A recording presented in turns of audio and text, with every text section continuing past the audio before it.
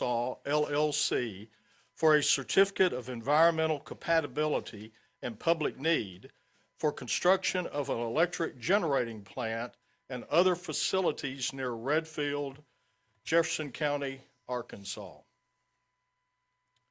Please silence all your cell phones and other electronic devices, including your, for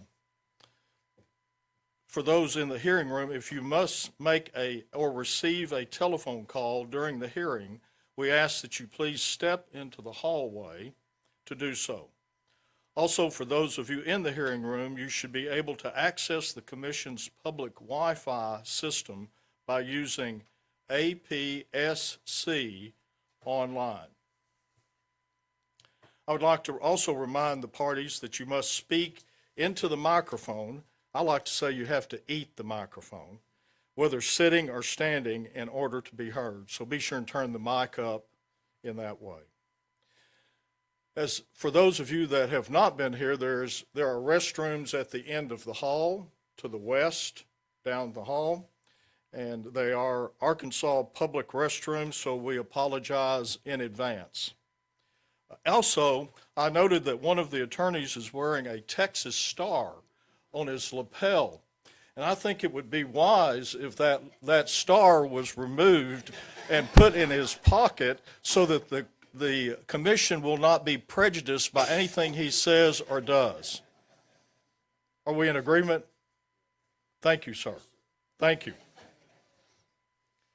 For the record, will the attorneys state their appearances and the names of those persons they intend to call as witnesses? Micah, yes, go ahead. Chairman, Micah Goodman, Arkansas.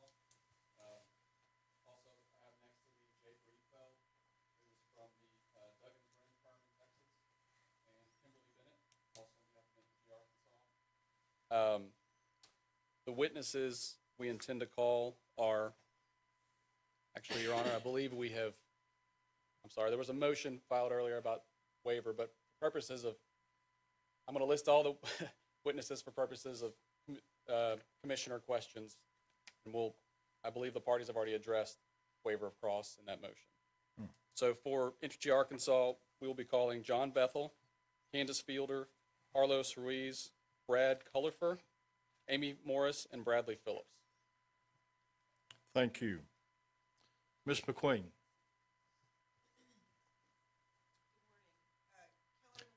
You need to speak into the microphone. And if you don't have a microphone there, come up to the lectern, please.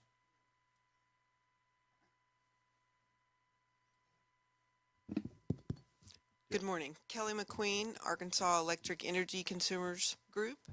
We have Dr. Liz Stanton with us today as a witness, as well as Billy LeConte. Thank you. Mr. Cox. Mr. Cox is familiar to this commission. We ran him off. Well, I object to that statement. It's overruled. Good morning, Chairman Webb, Commissioner Tate, Commissioner Anderson, and of course, Commission staff. I'm Whit Cox, and I'm representing the Southern Renewable Energy Association. And our witness is my colleague, Simon Mahan, our Executive Director. Thank you. Thank you. Ms. Chandler.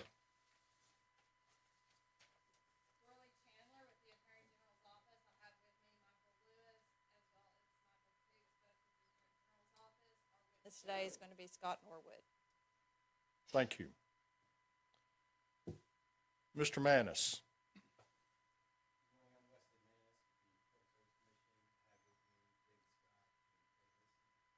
Witnesses are Mark Herring, Thomas Martin, and Jeffrey Bauer. Thank you.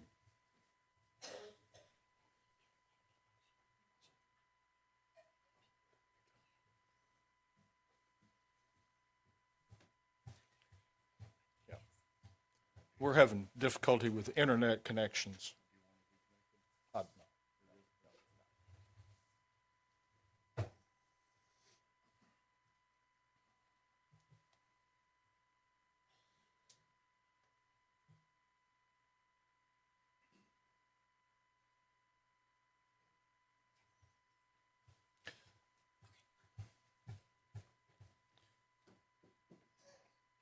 for logistics. When we have witnesses, they will be asked to sit at one of the two chairs in front of us, and the questioning will occur from the lectern there. It was not a $19,000 lectern, but it serves our purpose very well. And if it needs to be moved, you can do so. We just like to catch you in the camera, okay, for the live stream. The pre-filed testimony is admitted into the record. It will not be duplicated in the transcript of today's live hearing. Please note that the Commission's long-standing hearing rule will be in effect during this hearing, meaning that once the witness has been tendered for questioning by the Commission, further redirect of the witnesses by counsel will not be permitted. The parties are reminded that this case includes protected information, including highly sensitive protected information, or HSPI. Members of the public are advised that the hearing room may need from time to time to be cleared with the exception of persons who have signed the proper affidavits of non-disclosure. Parties are advised to inform the Commission if and when a party intends to reference confidential information, in which case the Commission can determine whether to go in camera. You seek, yes, for what purpose do you seek? The Arkansas would enter its standing objection to the application of the rule consistent with what we've done in prior proceedings. Please restate that, I'm sorry. I'm very sorry. Entergy Arkansas would enter its standing objection to the application of the rule consistent with how we've objected in the past. It's noted and overruled. The Commission previously raised the issue of redacted confidential, or HSPI, by Order Number 6, and the parties were instructed to file a stipulation as to items that can be unredacted. This issue was raised not only for the efficiency of the hearing, but also based on concerns that the Commission has with the transparency for the ratepayers and general public, and the fact that certain information may not meet the HSPI standard. Based on the letter filing by EAL, Entergy, earlier in the week on Tuesday, October 28th, the Commission has concerns about some of the information that remains redacted. This is such a matter that the Commission needs to go in camera to discuss this matter with the parties. Would those of you who have not signed an affidavit of non-disclosure and filed it with the Secretary of the Commission, please clear the room. We will let you know when you can return. The reporter will note when we go into in-camera, but will continue to record the proceedings, and the live stream will be cut. So any of you that have not signed an affidavit, we ask that you wait out in the hall. You seek recognition.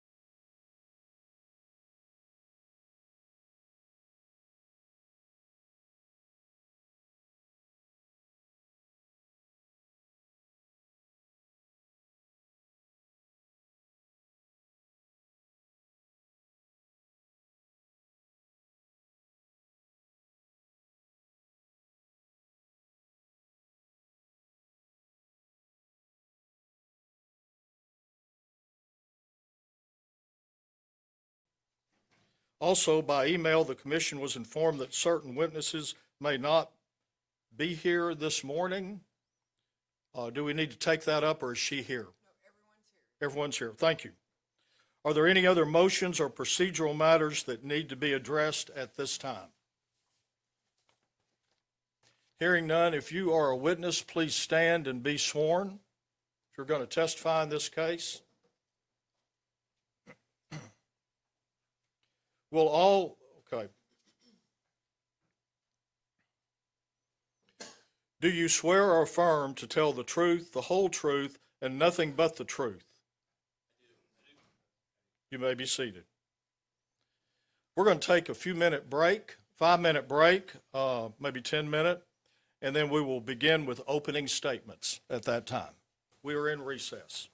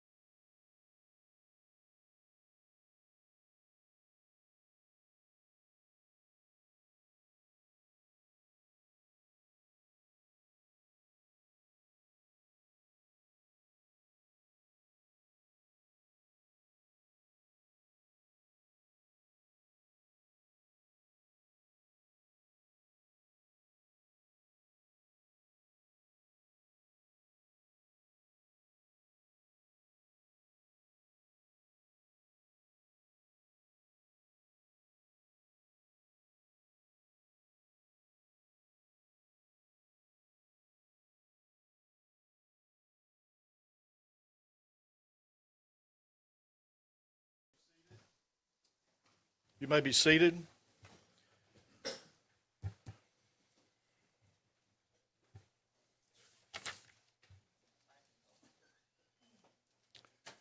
I failed to state my ruling when we had our live stream, and I'm not certain all of our guests were in.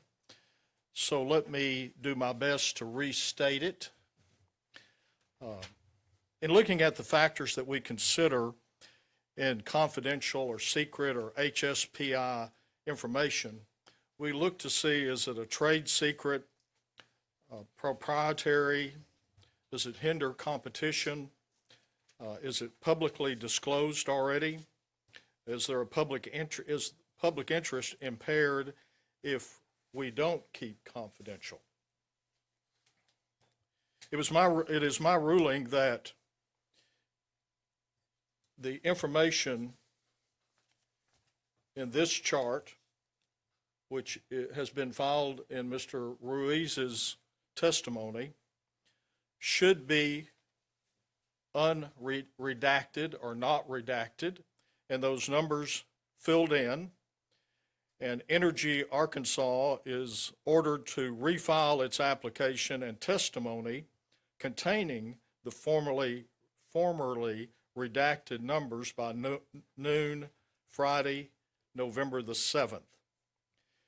And it is the order takes effect immediately so that those numbers can be used in this hearing today. Also, there was a motion pending concerning waiving cross-examination, and that motion is denied as well.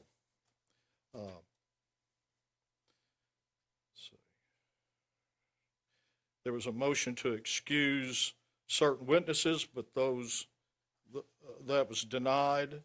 There was a concern that some witnesses may not be here in time. They are here, so we don't have to worry about that. And there were no other motions, as I recall. You may if you go to the mic. Yes.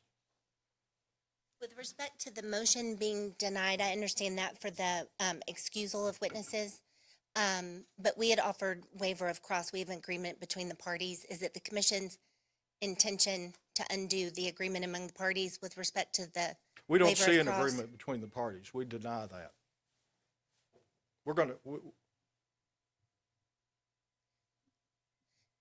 With respect to where we've each agreed not to cross certain witnesses? well, y'all can proceed as you choose to Okay. proceed, okay? Okay. We will have cross-examination as commissioners. Yes, and it was never, okay, thank you, that helps. Okay. It was never our intention to disrupt that. I just want to make sure the agreement among the parties where we've agreed with cross If among parties ourselves. wish to waive the right to cross, that's their choice. Okay. We would hope that they would develop the case because this is an important case of somewhat of first impression in Arkansas.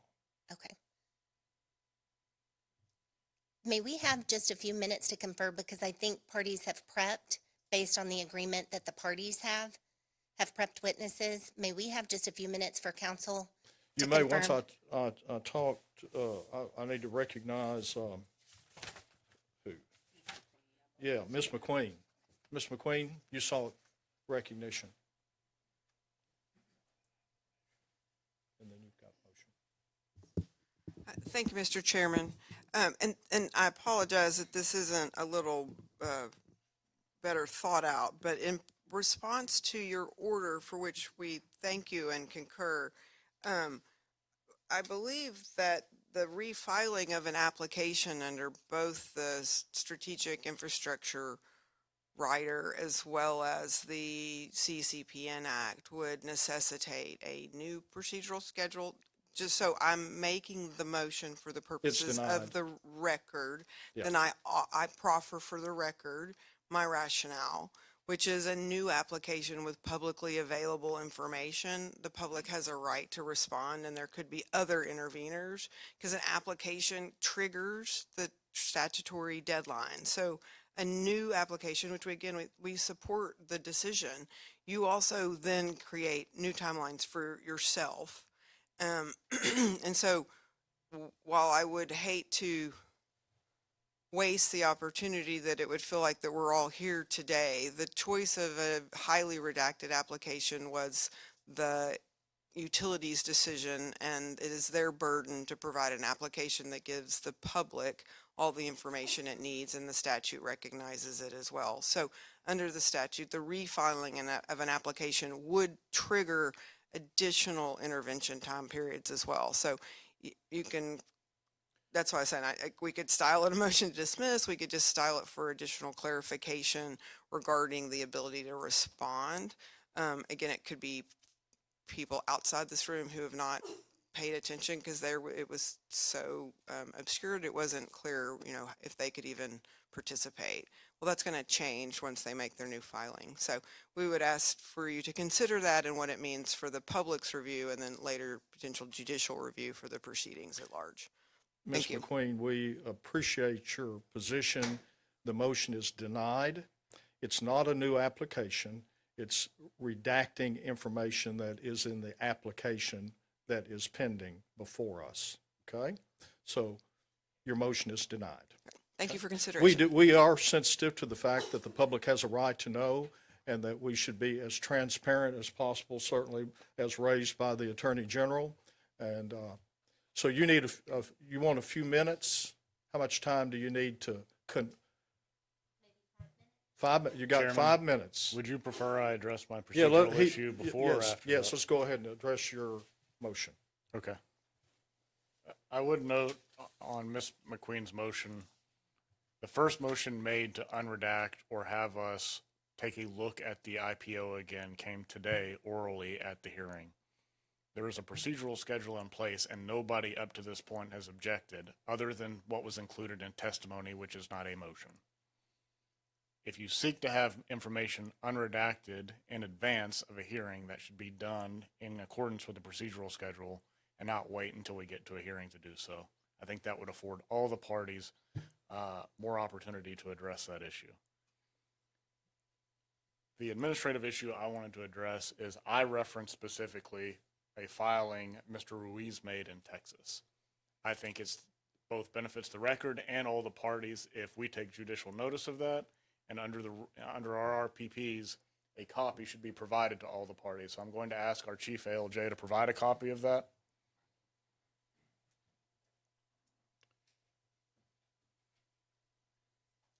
Is that your motion?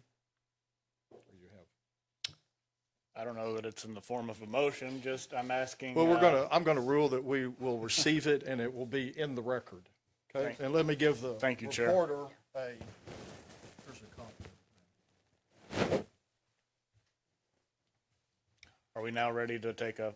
Let's take a 5-minute break. We'll reconvene at 1:45.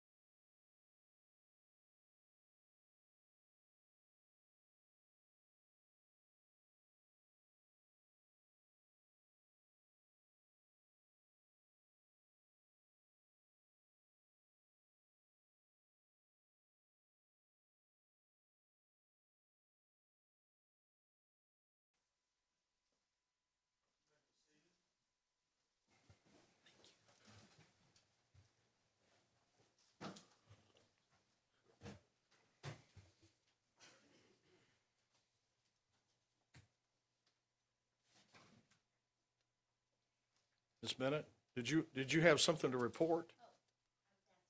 Water for somebody? Okay. But I can report on the parties' agreement. Here, let me get back to the. Sorry. The parties' agreement is still in place, but it's probably helpful to clarify. When we talk about waiver cross, we don't consider commissioner questions cross-examination. So that motion was never intended to try to preclude any questions that commissioners may have. Let me give you my position.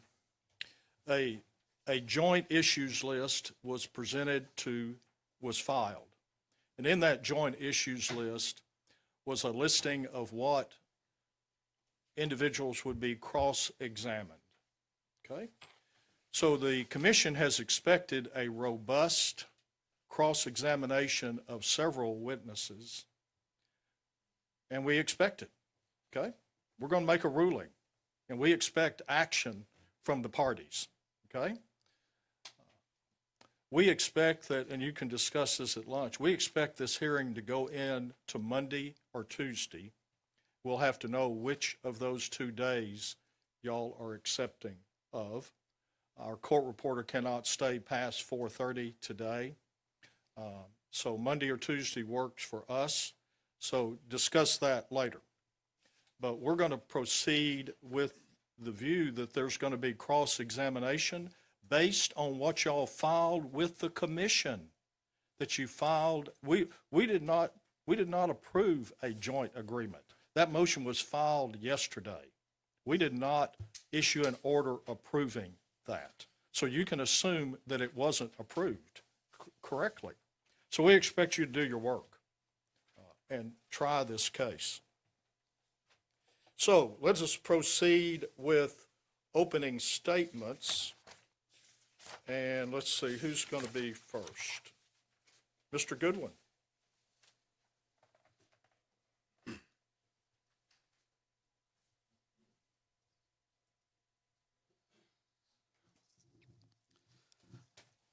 Good morning, Chairman Webb, Commissioner Anderson, and Commissioner Tate. Entergy Arkansas is excited to present the company's first proposed baseload gas plant since 2015, which it needs to serve all existing and future growth customers now known to EAL. Jefferson Power Station is a large 1x1 combined cycle combustion turbine, the very type of resource targeted by Acts 373 and 940 that will produce crucial economic energy for customers. JPS is highly efficient, and because of this, it's anticipated to operate early and often in the MISO markets. In fact, EAL's modeling indicates that JPS will run more than 70% of the time within a given year. Now, despite today's challenging supply chain markets, the company has secured a valuable production slot with Mitsubishi Power America, which allows JPS to come online when the company needs energy and capacity. And because EAL is installing JPS adjacent to its existing White Bluff facility, customers will avoid hundreds of millions of dollars in network upgrades that would be required at a different location. As a strategic investment, the cost of JPS would flow through the company's new Generating Arkansas Jobs Act rider, which affords customers the advantage of lower overall financing costs and stable rates. JPS demonstrates how the company is prioritizing customers' energy needs, reliability, energy security, and large-scale economic development for Arkansas. And I want to emphasize economic because that's important to the Commission. EAL has demonstrated that JPS will provide hundreds of millions of dollars in net economic benefits. It has consistently brought to the Commission investments in economic resources that have allowed our rates to remain competitive and even below the national average. And we ask the Commission to take note of our testimony throughout Docket 16036U where this fact is demonstrated. We're proud that our rates today have actually dropped even farther below the national average across all classes than where EAL was 10 years ago when the FRP began. The Berkeley National Lab recently noted that Arkansas's electric rates have grown at less than the rate of inflation, and EAL is doing its part to ensure those trends continue. With its net benefits, JPS is another such investment. Now, the addition of this economic and dispatchable resource helps reduce costs for customers and ensures that the company has the power available to attract new industry so that economic development doesn't occur around Arkansas, it occurs here in Arkansas. A key part of that hinges on energy security. Act 940 set new energy policies for the state, and JPS meets those priorities and demonstrates that the state is open for business. Indeed, many of the legislators that voted for Act 940 filed comments in this proceeding expressing overwhelming support for JPS. The estimated costs of JPS are reasonable. It's based on 2 requests for proposals filed in the record, including an RFP that solicited all original equipment manufacturers worldwide for the major plant equipment. The EPC portion of JPS is supported by another RFP validating the construction costs, and together these 2 RFPs account for more than 80% of JPS's cost. Staff recognize that these RFPs are an important step in ensuring that the costs of equipment and services are competitive. And notably, the cost of JPS is lower than 5 comparable projects being considered or already approved by retail regulators in Missouri, Kentucky, and North Dakota. Now, while JPS is being installed next to White Bluff in order to capitalize on the benefits of that site, it is not a replacement for White Bluff. The company is conducting diligence on fuel conversion of the White Bluff units, and both JPS and a converted White Bluff facility likely could be needed to serve customers. JPS will operate as a baseload resource, while a converted White Bluff is expected to operate more like a peaking resource. So the point is, these resources are not mutually exclusive. We believe we might likely need both. The company's proposal for JPS is driven by the capacity and energy needs it identified in its integrated resource plan, which are projected to increase over time, particularly in 2029 when JPS comes online. Now, capacity expansion modeling verifies the company needs JPS under all scenarios studied, which means the JPS capacity and energy is needed under all high, medium, and low load forecasts. And supplemental modeling that used a conservative load forecast has confirmed the company needs JPS, that the company needs a large combined cycle gas resource. EAL appreciates staff and the Attorney General agreeing that the company has a likely capacity need. Staff also concluded that EAL's plans to use existing interconnection rights, quote, provide significant savings, and that EAL's recent supplemental modeling, quote, provides important support for the addition of a CCCT to the company's resource portfolio. Also, staff has confirmed that EAL satisfied the CECPN and strategic investment statutory and procedural rules. Importantly, JPS compares favorably to alternative investment options. It's more economic than 2 simple cycle combustion turbines and is more economic than a combination of a simple cycle CT, solar, and battery. The evidence also shows that there are no alternative projects available in the MISO queue in Arkansas for any gas resource the company could solicit. And this remains true even today. No other resource option available to EAL on the same time frame can provide the same efficiency or economics as JPS. EAL has worked to be responsive to various questions raised by the other parties, including staff's request for certain customer protections, which the company offered in rebuttal exhibit JPB1 in Mr. Bethel's testimony. These provisions are similar to terms the Commission has used in prior EAL proceedings to find the resource in the public interest. The parties' joint issues list shows that the remaining issues in dispute are fairly limited, focusing primarily on public interest and prudence findings.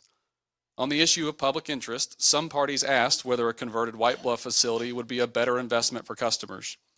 But a converted resource is not a substitute for JPS, as I've discussed a second ago. Mr. Bauer, also staff's witness, advocated for an unnecessary, rigid requirement for resources to only be obtained through formal resource RFPs, which would arbitrarily inject red tape in a way that would only disrupt speed to market for these resources which are needed to meet growth opportunities. The Commission's planning guidelines, however, state that self-build options like JPS should be compared to, quote, market opportunities, and EAL did just that, introducing evidence of the market comparisons it undertook for JPS. For example, EAL considered an unsolicited offer for a different generating resource to interconnect at White Bluff and attempted to procure a gas resource through its 2024 RFP, but it received no bids. Now, when the commission approved the planning guidelines in order number 6 of docket 06026U, it stated they would be general and flexible. And that was the approach used by the commission when it approved EAL's driver solar resource, which was identified outside of an RFP, in docket 22013U, the Bailey solar resource at staff's recommendation in docket 21023U, and Empire's self-build resource, also identified outside of an RFP, also supported by staff in docket 16053U. And notably, in a 2012 docket, the commission agreed that OG&E's unsolicited offers satisfied the planning guidelines, again at staff's recommendation, which included the supportive testimony of one of Mr. Bauer's Daymark colleagues in docket 12067U. The parties also questioned prudence findings at the estimated cost for JPS. The company has demonstrated the cost is reasonable through several data points. First, the 2 RFPs I mentioned a moment ago. Second, the company has filed evidence of 5 comparable projects, all of which are higher in price than JPS. I note that the AG and AEEC did not even discuss these examples we've provided. Third, EAL explained that it can avoid the MISO queue and transmission upgrade costs for JPS. And notably, there are no other gas resources the company can solicit in the Arkansas MISO queue in lieu of JPS. Now, the evidence supports a finding that it is prudent and in the public interest for the company to construct JPS at its estimated cost. Such a finding provides assurances for utilities like EAL in their efforts to undertake such significant investments. Indeed, EAL cannot proceed with construction of JPS without such a prudence finding from the commission in this proceeding. Final costs remain subject to commission oversight, which would be aided by the company's proposal to use an independent monitor to evaluate costs. EAL respectfully submits that the evidence in this proceeding provides a basis for the commission to award the relief requested in its application. The company has demonstrated the need for JPS across all IRP load scenarios, and it needs the resource to serve existing customers and to partner with the state in attracting economic development opportunities. When the record is viewed in its entirety, the company submits it has demonstrated JPS is in the public interest and offers significant benefits for customers. We appreciate the opportunity to address the commission here today, and our witnesses are all available to answer any questions you may have. Thank you. Thank you, Mr. Goodwin. Ms. McQueen. I remind you, it's 10-minute openings. Not just for you, for everyone. Well, and you know me, it's best to put a time frame on the word, the opportunity for me to talk. So, good morning. I appreciate this chance for an opening statement. I know we've already had a number of really substantive issues already discussed, some of which I was going to touch upon in the opening, so I don't even know that I'll need the 10 minutes. This is a matter of the law, right? I think it's pretty prescribed what has to be done, including time frames and that kind of thing. I do submit that we do have more time than we might feel like from the utilities perspective. You guys are in control of that, I think, more than you realize, or you realize that came out wrong. Like, you know that, but I think part of what we see or what we haven't seen in this record thus far is all the numbers, right, and the basis for the need, right, and the understanding of why the projected growth is 4 times that of the historic, and like what's kind of going on, right? So to that extent, I think we're making good strides toward trying to understand better and to be publicly available, like what all that means. But it's still a rather, if it's a glass house, which is what I think a utility is supposed to build in one of these things, right, then it's rather opaque, right? Those automatic windows were just, makes it where you can't even see in. And that's what it feels like from being on the outside.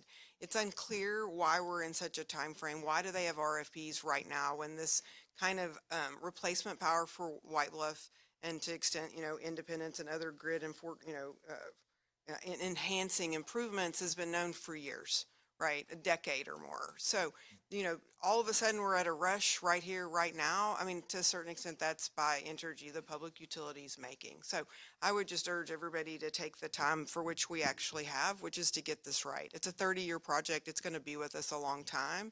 And just a little bit more time right here, right now, in the scheme of things, is just going to mean we got it right. So the law prescribes that. We have lots of norms, same kind of idea. I feel like there's some of the norms are out of sync here, and that's somewhat of our testimony talks about. Some of that's about transparency. Some of it is about the RFP processing and how closed in it is. But it really comes down to trust, right? Are we supposed to trust the public utility in this situation? And I think the answer is just no. It's not about relationships or history or anything else. Heck, my first stock was Middle South Utilities. I have a long personal history with this company. And they have the burden. They have the burden to build the house, build it right, and don't have any cracks in the foundation because it has to stand for 30 years and we're paying for it, right? So to that extent, I think we've raised a number of issues that wouldn't necessarily say this isn't a really good resource for the grid in Arkansas. That is not our position. Our position is it priced right? Do we know whether it's the least cost option yet, right? And do we have the basis of need in the record yet? And so the basis of the need is not snapshots. It's not just charts. As lawyers, we all know that while the rules of evidence here are not strictly applied, they were created to help us have a better understanding of what is reliable and unreliable information. And one rule of evidence is very clear, which is if you're going to provide a summary, you have to provide the background information. I would say that's for any given chart where we don't have the what the backup information is, and it's the same for the IRP. To the extent they've relied upon it, it is inadequate.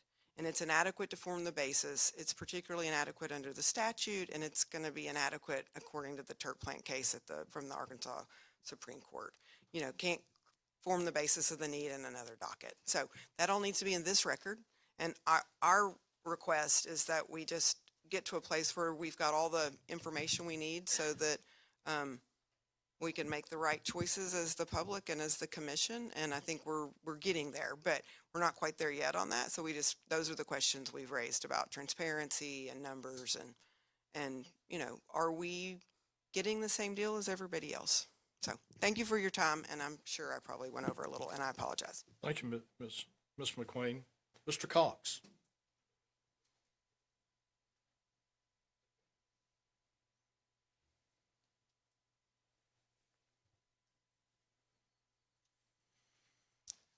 Good morning again, Commissioners.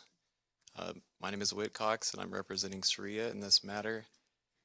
First, just want to note that we really appreciate the Commission for granting our intervention for the purpose of representing our regional trade association in this matter, particularly considering that it involves issues of first impression, including whether JPS qualifies as a strategic investment under Act 373. Saria's members are independent power producers and developers. We believe that competition drives innovation, lowers costs, and protects ratepayers. And when competition is ignored, it's our job to speak up.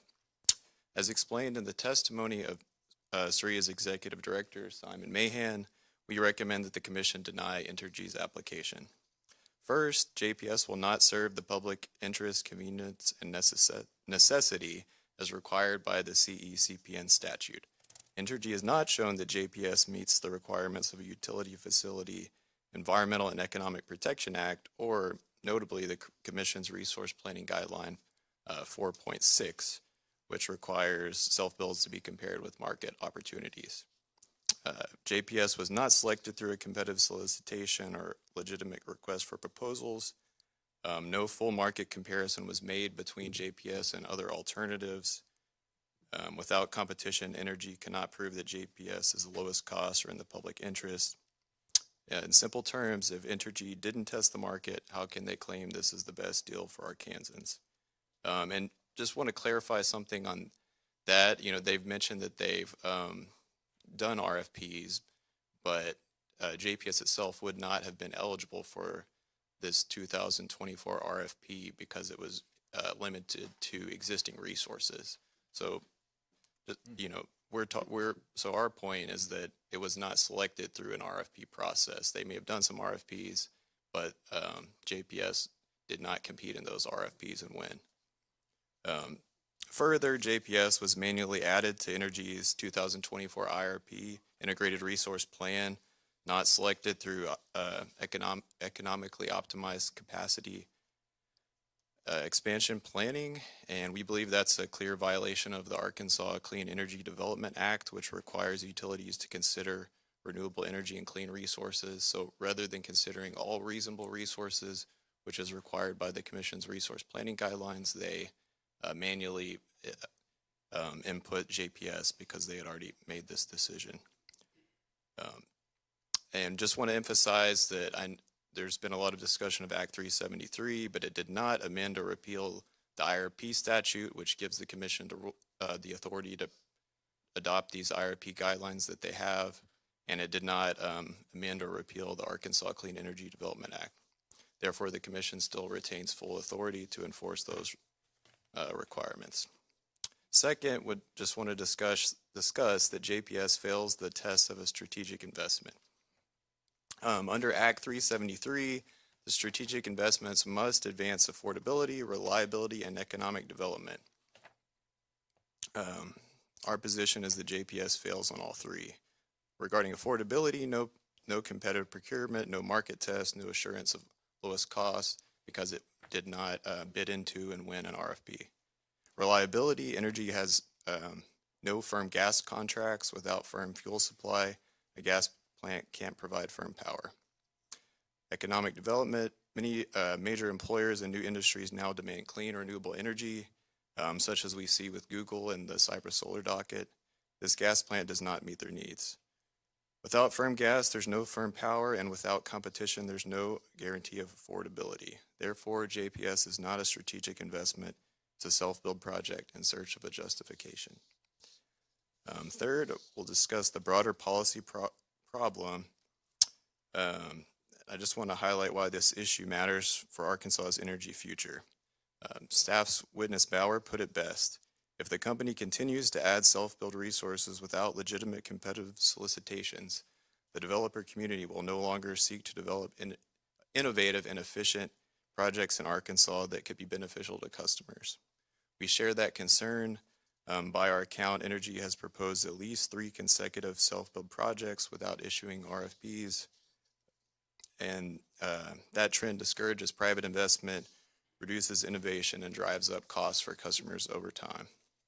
Arkansas law, particularly Act 940, explicitly links economic prosperity to affordable, diverse, and secure energy supplies. It directs the state to remove policy barriers to a diverse generation portfolio, maintain a regulatory environment that fosters growth and innovation, promote secure supply chain, provide stable consumer prices that are as low as possible. Approving yet another self-build project with no competitive solicitation would ever undermine every one of these goals. Energy has tried to portray competition itself as a barrier, but let's be clear, competition isn't the barrier, monopoly is. Entergy already holds exclusive control of the distribution system. Competitive procurement for generation and transmission is one tool that the Commission has left to ensure customers benefit from market discipline. A generation portfolio dominated by self-build, company-owned plants is not diverse, innovative, and not aligned with state energy policy. And lastly, just want to emphasize that some of the previous customer protections that have been adopted in other dockets we believe are not enough. We appreciate the Commission's prior customer protection measures in docket 24072U, but we don't believe those solve the competitive procurement problem raised by every intervening party here. If the Commission doesn't address the lack of competitive procurement in its final order, Entergy will take that silence as permission to continue self-dealing and self-building without market checks. Silence today will become precedence tomorrow. Competition not only protects developers, but every Arkansas customer who pays the bill. So our main recommendation is to ensure compliance with the Commission's resource planning guidelines. The Commission should direct Entergy to issue an all-source expedited RFP. And by all source, it means allowing all generation resources to compete on a level playing field, require robust sensitivity analysis comparing all those bids against JPS and reasonable alternatives, and allow Entergy to refile its application after completing that competitive process. And if more time is needed, Entergy can rely on the MISO capacity auction or other short-term bilateral agreements, options they already plan to use. That's a measured, responsible path that aligns with applicable laws and the Commission's longstanding guidelines. In conclusion, we urge the Commission to deny Entergy's application and to direct a transparent, competitive process that ensures Arkansans get the best value possible. Competition works. It drives down costs, spurs innovation, and keeps Arkansas open for investment. Monopoly self-builds do the opposite. We respectfully urge the Commission to consider our recommendations, craft an order that effectively incentivizes Entergy to follow best practices for competitive procurement moving forward. Thank you for the opportunity to present Saria's position. Thank you, Mr. Cox. Ms. Chandler?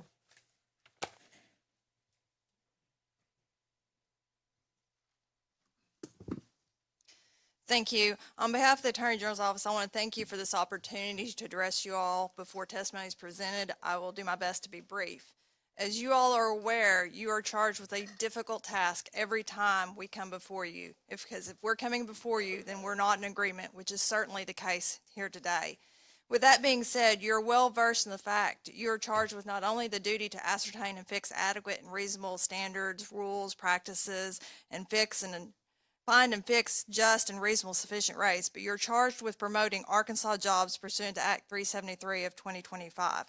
What I want to highlight for you today regarding that duty is, first, contrary to what EAL alludes to or suggests in their testimony, the General Assembly's passage of Acts 940 and 373 did not remove your rulemaking authority to protect Arkansas ratepayers from spiraling utility bills created by construction of resource opportunities that are exorbitantly overpriced due to the failure of companies to adequately bid out projects.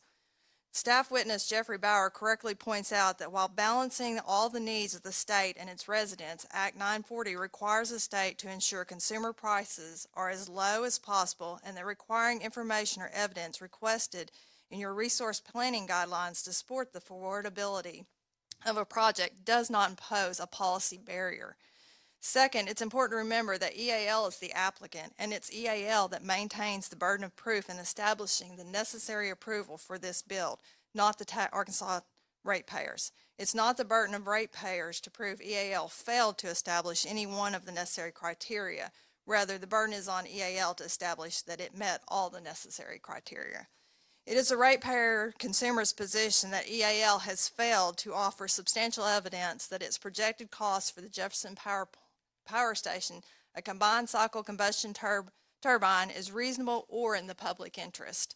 EAL uses the same playbook that it used in Docket 24-072U, the LC5 case, and EAL has again presents the Commission with an unfortunate conundrum.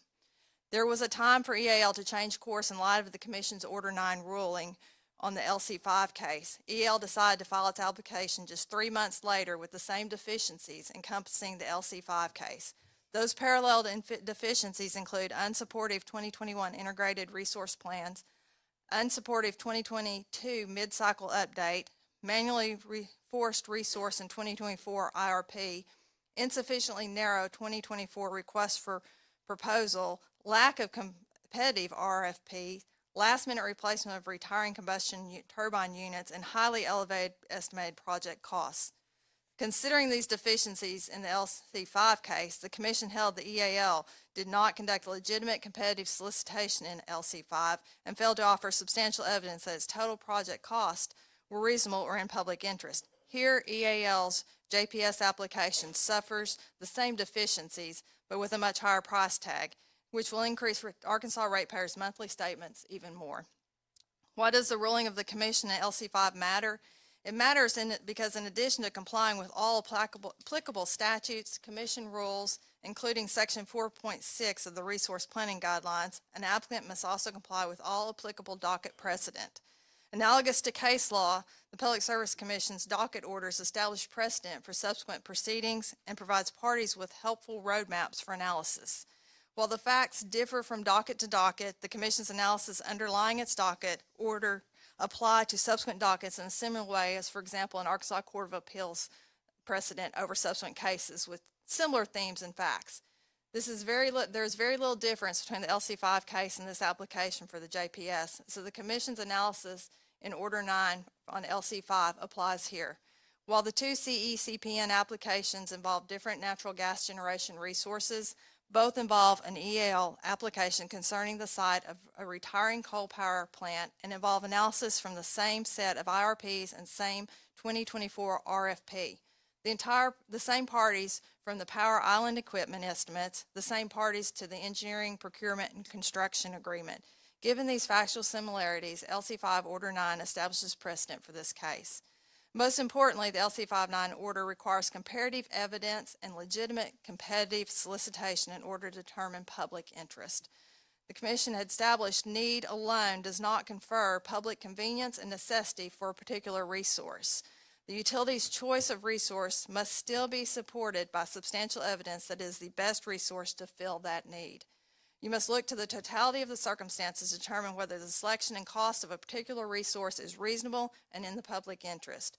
RFPs or other forms of competitive solicitation yields benefits to this Commission, the parties, and the ratepayers in helping determine whether costs are reasonable and in public interest. Even under unique circumstances and in the absence of apple-to-apple comparison, the Commission has the ability to evaluate a non-standard comparison, but to not offer any comparative evidence at all leaves the Commission without that ability. Most importantly, in the case of a self-build project under Section 4.6 of the Resource Planning Guidelines, the Commission will expect a legitimate competitive solicitation to occur before acquiring a new resource. This is a key factor that's missing from this application. The foundation for EAL's selection of JPS is on shaky ground. EAL claims that the 2021 IRP, 2022 mid-cycle update, and 2024 IRP all point to EAL's need for a 1x1 CCCT resource in response to the White Bluff units ceasing to burn coal in 29. However, EAL has not completed analysis for converting the White Bluff coal units to natural gas, and conversions would likely result in the lowest impact to ratepayers' monthly statements. Each IRP and analysis also lacks optimized planning analysis that would ensure JPS is the best resource. Converting the White Bluff coal plants should have been the first step in EAL's analysis. As our witness Scott Norwood testified, a gas conversion alternative would likely be the most cost-efficient, effective option for a replacement of the White Bluff coal units. EAL has known about the cessation of burning coal at White Bluff since 2018 when it signed the settlement agreement with Sierra Club and National Parks and Conservation Association. EAL has had ample time to conduct its analysis, and ratepayers would benefit from a comparative analysis between the JPS and converting the White Bluff units. Additionally, Mr. Norwood testified EAL's 2021 IRP did not evaluate the JPS, but rather evaluated a generic gas-fired CCCT resource with an in-service date of 2034. The Commission should not be ignored when it reiterated in LC5 order that it expects legitimate competitive solicitation to occur before acquiring new resources. A legitimate competitive solicitation helps ensure that a utility's planned resource is the best choice because competition leads to efficiencies in the market and ultimately benefits ratepayers. Without a competitive procurement process, the Commission's left guessing whether a resource cost is reasonable or in public interest. The testimony establishes, as you review it, that EAL's selection of JPS was deeply flawed and conducted no legitimate competitive solicitation. A CECPN application must satisfy all the requirements under the applicable statutes, rules and practice procedures, resource planning guidelines, and docket orders. At all times, the burden of proof lies, as I stated, with the applicant to establish this criteria. To summarize, EAL must satisfy all these rules and requirements. Contrary to EAL's position, the Commission has been expressly charged by the legislature to remove policy barriers to the development of a diverse electric generation portfolio, and requiring robust market solicitation would impede the ability of Arkansas utilities to capitalize on resource opportunities. The legislature never provided that the removal of policy barriers should be done at the cost of ratepayers. Act 940 and 373 do not eliminate all protections afforded to Arkansans to have affordable utility rates. You all should not be left guessing whether or not resource costs are reasonable or in the public interest, and you should not guess here today. Testimony of the witnesses established one thing for sure: the Commission will be required to guess as to the reasonableness and the establishment of public interest in this docket. EAL should be required to meet that standard before moving forward with JPS and the CECPN. Thank you. Thank you, Ms. Chandler. Mr. McManus, Mr. Manus. I have a good friend whose name is McManus. so I apologize. I think we both probably come from the same place. Yeah.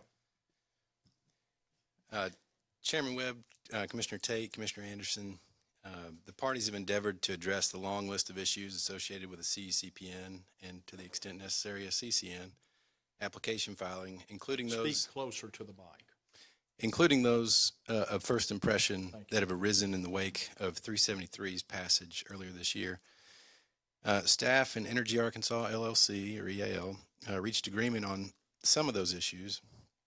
However, as supported in filed testimony, staff has some concerns with the lack of development of the record on primary issues related to project cost, available project alternatives in this docket.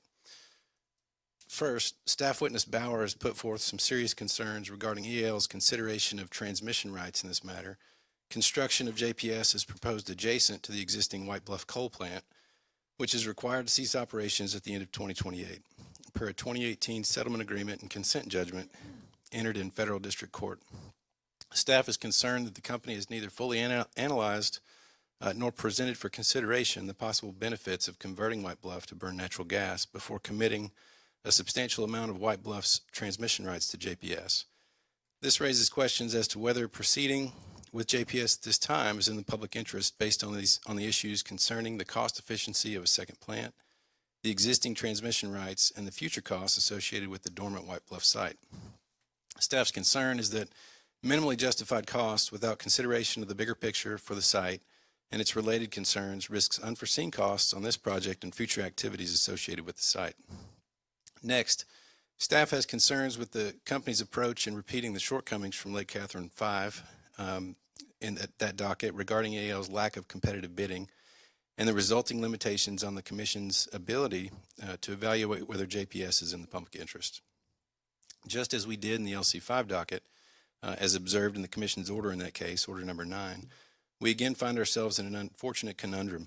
The Commission's resource planning guidelines and the Commission's mandate to conduct public interest findings require utilities to compare a self-build option such as JPS to market opportunities to demonstrate that it's chosen the best option at the intersection of cost and need for the circumstances among the choices for the Commission to consider. In Order 9 from the LC5 docket, the Commission quoted its order from the RPG rulemaking docket, which is 06028-R, in saying the Commission will expect a legitimate competitive solicitation to occur before acquiring new resources. For the second consecutive generation construction docket, the company has opted to self-build without making a legitimate effort to compare their proposed project to other potentially available projects that might be of a greater benefit to ratepayers. JPS might be the best option to meet the identified need, but we don't know because the company did not make known reasonable efforts to rule out other options. The company has taken great efforts to explain that the current market for new power plants is extremely dynamic with costs rising rapidly. These types of market conditions make competitive procurements even more important so that customers can take advantage of potential efficiencies that the competitive market can deliver. Together, these concerns raise questions about the company's approach that led to the selection of this project, which repeats issues that again rose in LC5. Bigger picture, however, staff is concerned that the company's integrated resource plan is not fully evaluating these issues and their interrelationships, all of which can add up to potential costs which are passed on to ratepayers. Finally, some uncertainty remains as to whether a CECPN or a CCN is more appropriate in this docket. The company's application asks for a CECPN and, to the extent necessary, a CCN. The CCN statute contained exemptions prior to Act 373, but the Act added Section E to Arkansas Code annotated Section 2318.510, which exempts strategic investments in major utility facilities on the same or adjacent property from the CECPN requirements, but mandates by clearly stating that CCN requirements under Arkansas Code annotated Section 23.3.201 et sequitur shall apply. Because the parties agree that JPS meets the requirements of subsection E, we look to the CCN statute. However, section 23.3.201 B1D of the CCN statute allows for an exception for any exemption available under the CECPN statutes, creating a paradox of exemptions with the potentially absurd results of requiring neither a CCPN nor a CCN. The Commission has the discretion to grant a CCN for JPS if it finds that the project will serve the public interest, convenience, and necessity under Arkansas Code Annotated Section 233207. Staff concluded in testimony that although Energy has met the CCPN requirements, JPS is exempted from a CCPN and that a CCN is appropriate. Staff stands by its conclusion but offers a suggestion that granting both CCPN and a CCN might afford the greatest flexibility if the Commission finds that the requirements of both have been met. Staff submits this issue of first impression might be benefit from a post-hearing briefing to fully consider statutory interpretation issues. And so in conclusion, staff wants to emphasize its recognition of the need to create more generation capacity in the state and that JPS is an option for addressing the need. However, staff remains committed to its duty of advising the committee on the concerns it has found in the application as discussed in testimony. In keeping with that duty, we are concerned about the high cost and the absence of genuine comparison to other possible solutions that may have been available. Thank you, Mr. Manis. It's now time for public comments. No one signed up to comment publicly, but is there anyone in the room that wishes to make a public comment? If so, approach the lectern.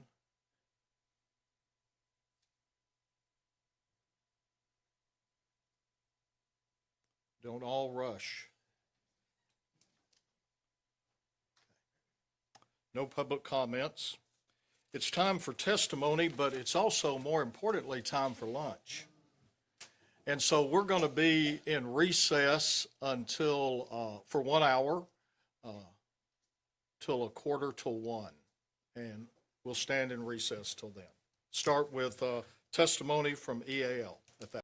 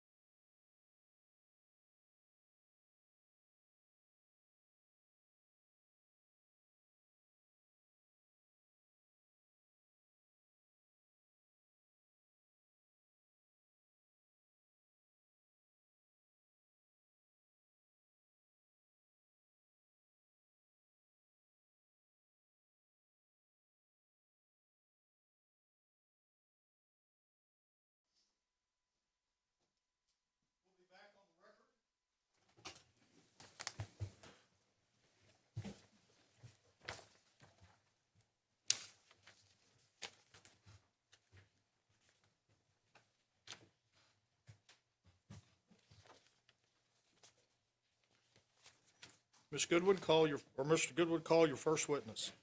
Entergy Arkansas calls Mr. Bethel, John Bethel.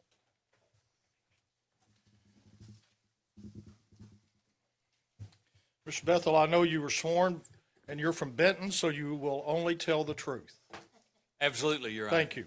Thank you.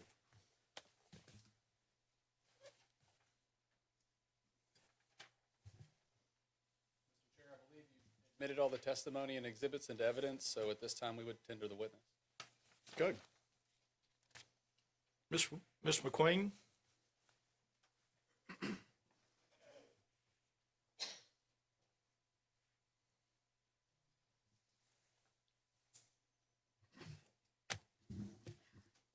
Hi, John. How are you? Good morning, or good afternoon, sorry. That's right.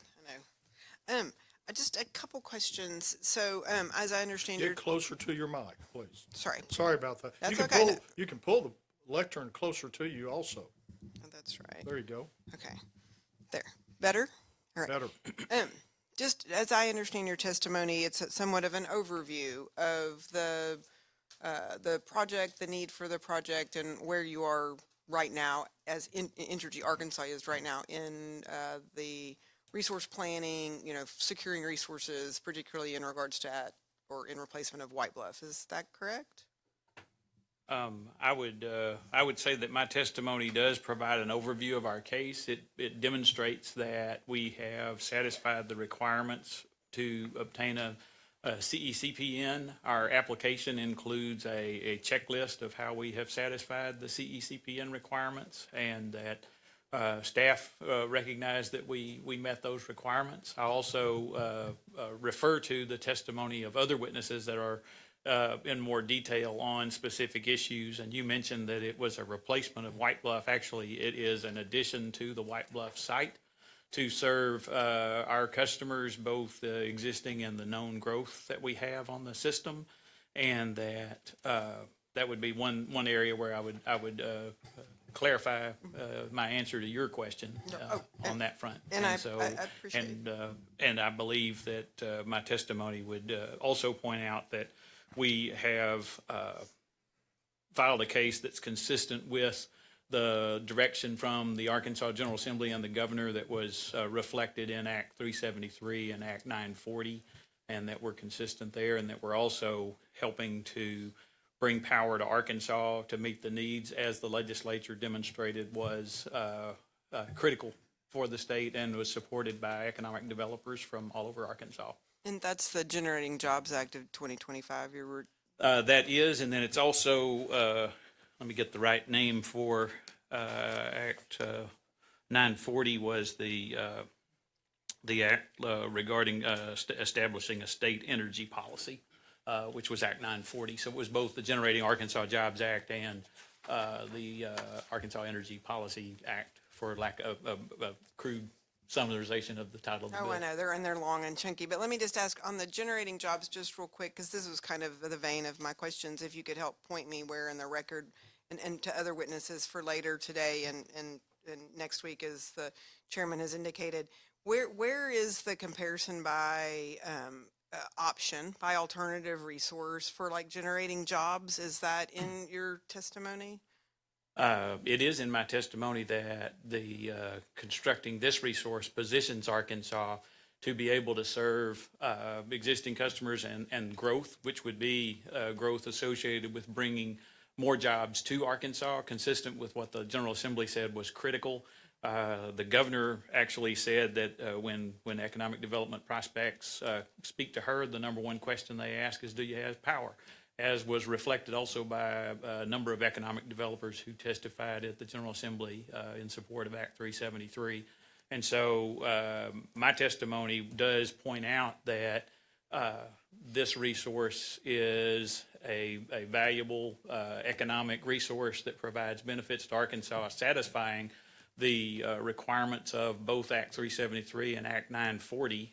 Ms. Fielder and Mr. Ruiz actually speak specifically about how we identified this resource and selected this resource more specifically, but generally this resource was evaluated consistent with the requirements of the CECPN law, the other applicable statutes and the commission's resource planning guidelines and satisfies the requirements of those items fully.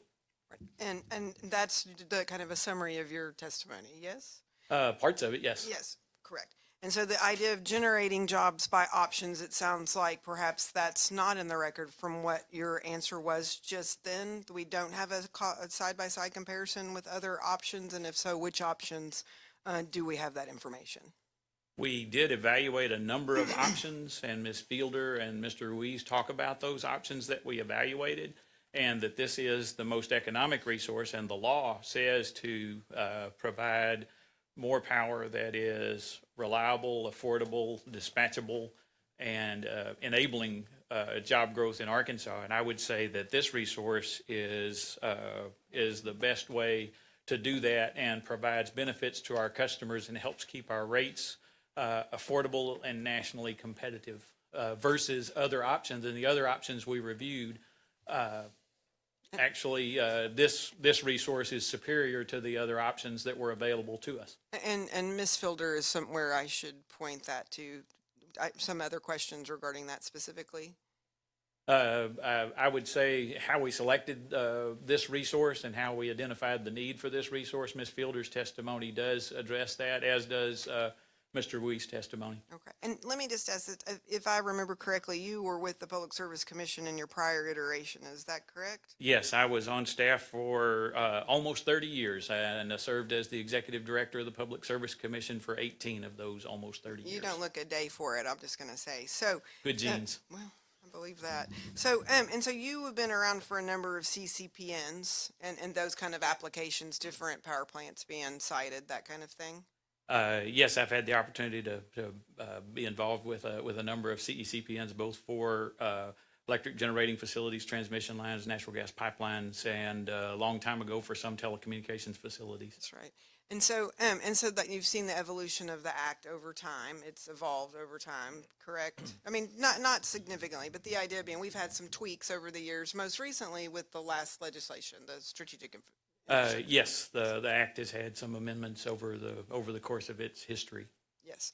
And so, and when it first came in, are you familiar with the idea that it was somewhat like the state, and we're going to call it the National Environmental Policy Act, NEPA, right? It's the idea of alternatives. Are you familiar with that early history of the act from the 70s, like when White Bluff and Independence, for example, were, initially certificated to be built in Arkansas? I'm familiar with how the commission has applied the CECPN statute and how projects have been approved pursuant to that statute. And I would say that the approach that the company has taken with this application is consistent with prior CECPN proceedings where the commission has approved resources and contains the information in a consistent form and a consistent level of detail to previous projects, generation assets, and others where the commission has issued a CECPN, both historically and recently. And would that also include, for example, the Turk plant case? That's a little old, but if you'll recall, the basis of the need wasn't found to have been in the CCPN docket, and it was reversed and taken out of rates for Arkansas. Are you familiar with that case? I am familiar with the Turk case, and I would say that in this case, we have presented the information that supports all aspects of the CECPN requirements, including the basis for the need of this resource. And as I said in an earlier answer to your question, our application includes a checklist of the requirements of the CECPN statute and demonstrates the evidence that we've presented to support each one of those findings. But don't you agree that there's not that much in terms of alternatives? And that's partly why I mentioned NEPA before, the idea of the alternatives. You do have a no action alternative and then some other alternatives. But in that regard, do you feel like it's as robust as the prior dockets in other cases and other existing generation sources?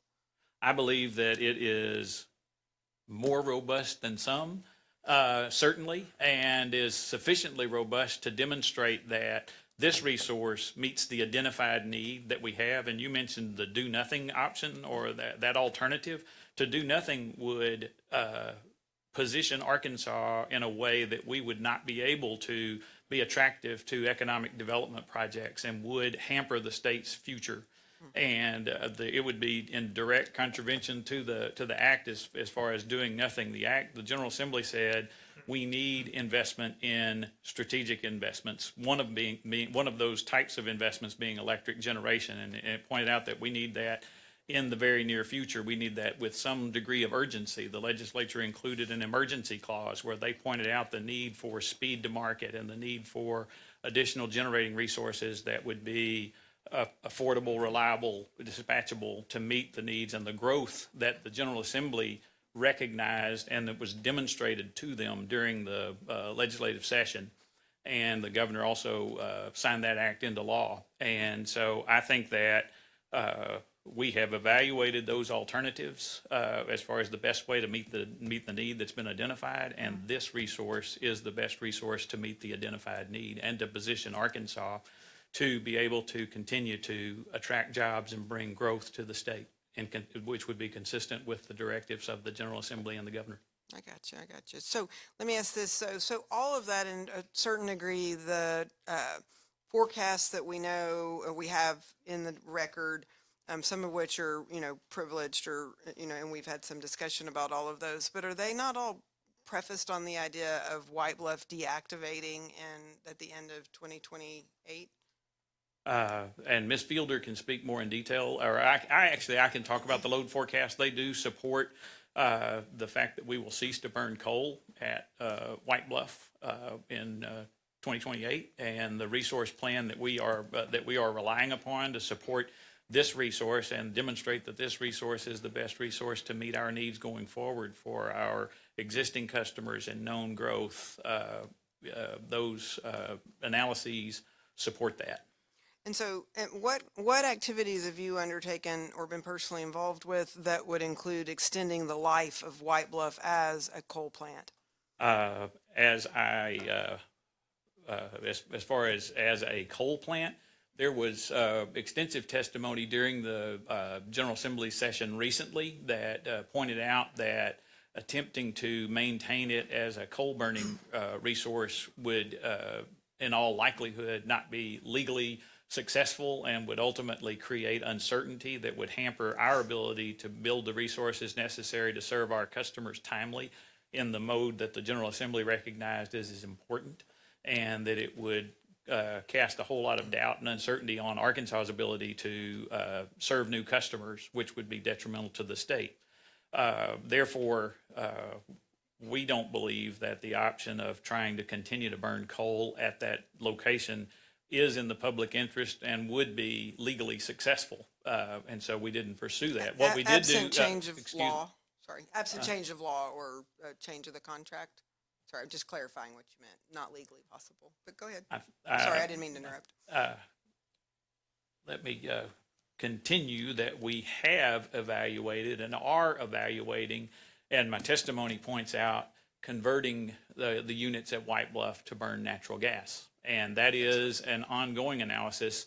That is not an alternative to Jefferson Power Station.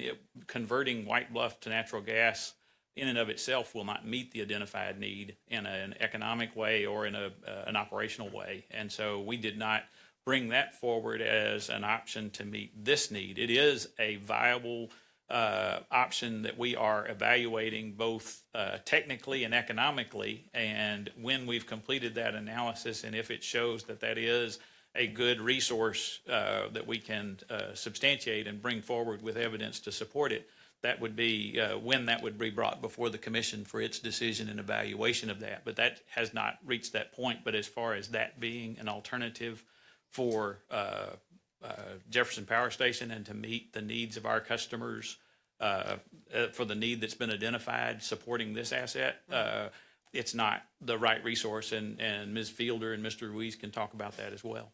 But converting, just to make sure I understand, the converting to gas would not be foreclosed under the cease to, use coal as your fuel agreement that otherwise binds the end of life of White Bluff. Is that right? I think my attorney can probably speak to that. Your Honor, Mr. Chairman, we would object. Ms. McQueen was the attorney who represented Industry Arkansas when signing and negotiating that cease to use coal Not document. signing. We believe there's an ethical conflict. We would just raise an objection to that. line It's, of questioning. this is just public record. The contract is on public record. So I'm not sure what part of my question you're objecting to. I'm gonna I'm just allow- making sure that what's in his understanding of what's in the public record is what he just said, which is it's a cease to use coal date and not, gas. And just so you know, I was not with Entergy at the time of the I'm gonna signing allow of the the question. agreements. Okay, thank you. Your Proceed. Honor. So the agreement doesn't foreclose the conversion of the unit to gas. It's my understanding that is the case, and we are currently, as my testimony says, and as other witnesses' testimony says, we are actively evaluating the technical and financial feasibility of doing so. And when that's complete, and if that analysis supports that as a technically and economically viable resource that's in the public interest, we'll come before the Public Service Commission and seek approval to do that. In fact, you would probably like to do that. Is that, I mean, it seems like that you're moving and you're actively working toward that possible path. Is that? It is my accurate summary of your understanding testimony? that the analyses are generally favorable but incomplete. And so if it is favorable, obviously, we would want to bring forth a resource that is beneficial to our customers, just as we have in a number of proceedings over time, which our rates being well below the national average and competitive would demonstrate that those decisions have brought resources that operate in a way that result in rates that are beneficial to our customers and beneficial to Arkansas as a whole. And is there anywhere in the record where you demonstrated that actually that conversion wouldn't satisfy the need that you've identified for the Jefferson Power Station? I believe Ms. Fielder's testimony addresses that, and it's my understanding. I mean, just specifically it addresses that question? Yes, Ms. Fielder's testimony does, and it is my understanding that that resource would operate more in a peaking capacity and would not be able to operate in the number of hours that the Jefferson Power Station will be able to operate, and will not meet the need for energy around the clock that the Jefferson Power Station can support in an economic way. And so it would not be a suitable substitute. And therefore, that's why we're not bringing it forward as the solution for the need we've identified here. Okay, I think I've got you. Let me just ask a quick question though about that, about the Jefferson Power Station. There's no imminent need, no specific need or imminent specific need that you've identified for that plant. What I've heard you say is it has grid enhancement benefits. It makes good use of the property. There's some very beneficial transmission and interconnection items. But what, why is that needed now when it sounds like you just testified that it could very well be, the existing plant could be converted and at least meet some part of the current forecasted need? You misunderstand my testimony. It's not that plant could be converted to meet the need that's been identified. It can't. And you asked where we demonstrate that it is needed now and what supports that. Ms. Fielder's testimony talks about the recent analysis that points to this being the right resource to meet the need that we've. Sorry, I don't mean to interrupt. Go ahead. It's a habit of mine just naturally, if anybody knows me personally, and I apologize. So I'm not meaning to do so on the stand. Please, John, go ahead. The resource, Ms. Fielder identifies that this resource is needed to meet the need that we've identified, and there is analysis that's been filed, been provided to the parties that supports this resource as the right resource to meet known existing customers and known growth that we expect. And to not move forward with this resource would jeopardize Arkansas's ability to do just that and to be prepared to meet the growth that's coming and to serve the customers we need to serve reliably and affordably. And that particular analysis is primarily based upon the 2024 IRP. Is that correct? Would you say that's the primary resource you use to establish the need in the docket? I think Ms. Fielder can talk more extensively on all the analysis that supports the need. I think it's more than just one data point that does that. And so, but it's my understanding that and I believe that our evidence fully supports that this resource is needed and that it is the right resource to meet the identified need that's been brought forward. How many IRPs would you say you've been involved with for the PSC and then Entergy? I have been familiar with. I don't know what level you would characterize involved, but I certainly was from the outset of the passage of the rules until 2018 as director of the Public Service Commission. Certainly was actively involved in staff's evaluation of those. And since then, since joining Entergy, I've had familiarity with the resource plans that Entergy has brought forward. I've not been involved in actually making the resource plan itself, but have certainly looked at it and monitored the process of its presentation to the commission and review.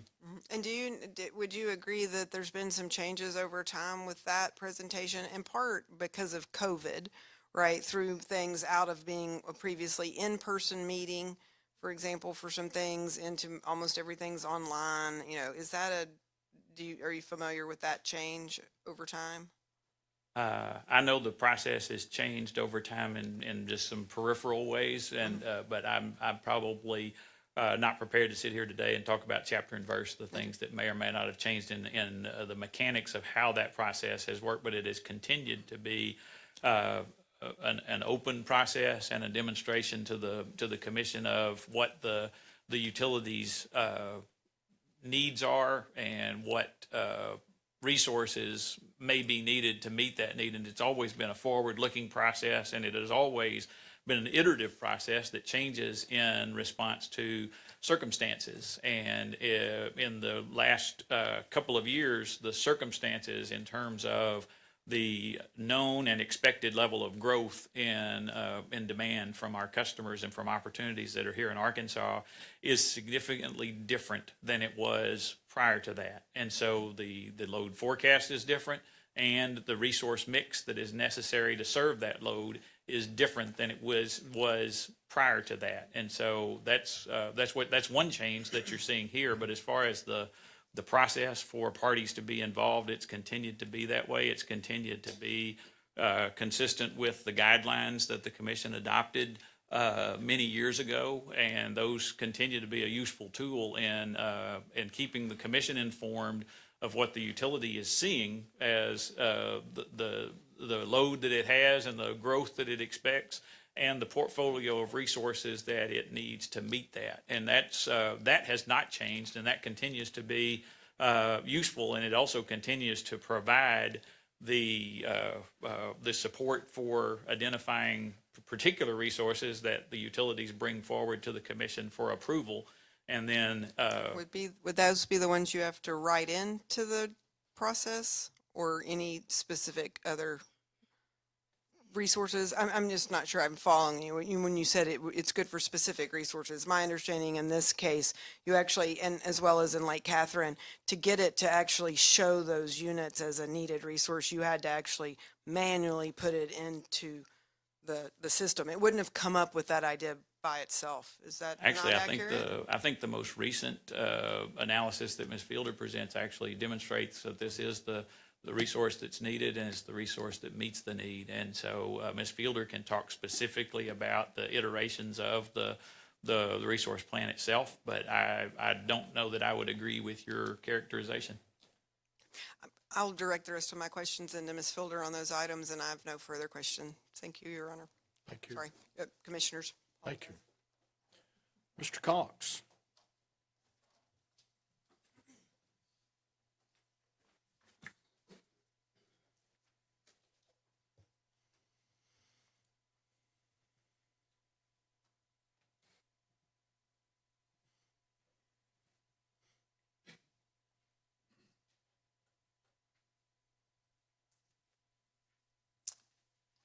Good afternoon, Commissioners. Again, Whit Cox representing the Southern Renewable Energy Association. So I have several clarifying questions for Mr. Bethel here, mostly about your sir rebuttal testimony, but I'll just begin with one short question about your rebuttal testimony on page 6, lines 6 through 7. Tell me again the page. And Page 6, lines 6 through 7. So you state that JPS will provide adequate supplies of reliable, affordable, and dispatchable power to all customers. So just have one question about that. Has Energy Arkansas procured firm natural gas supply contracts for JPS?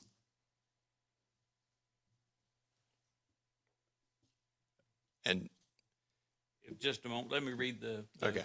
section of my testimony you're asking about, just so I know what it says.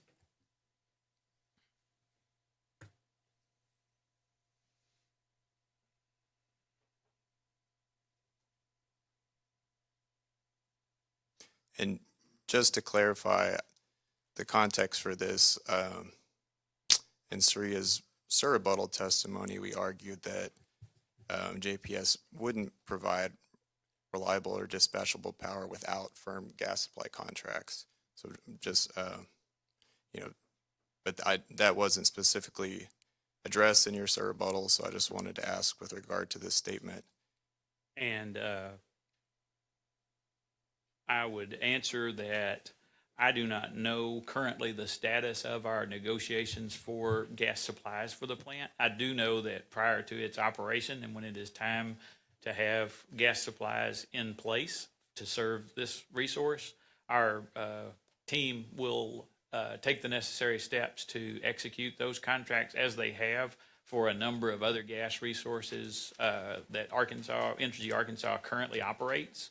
Our team has a lot of experience at procuring fuel for our resources, including natural gas, and in terms of negotiating contracts for firm natural gas service. And so I anticipate, based on that experience, that when it's timely and appropriate to negotiate those contracts, that our team will do so in a way that helps keep costs reasonable. Okay, thank you. And if when that time comes, the cost ended up being, very high, would it be too late to consider alternatives at that point? I think that Ms. Fielder can talk about how we considered alternatives, and fuel is a portion of that. I can indicate what I have,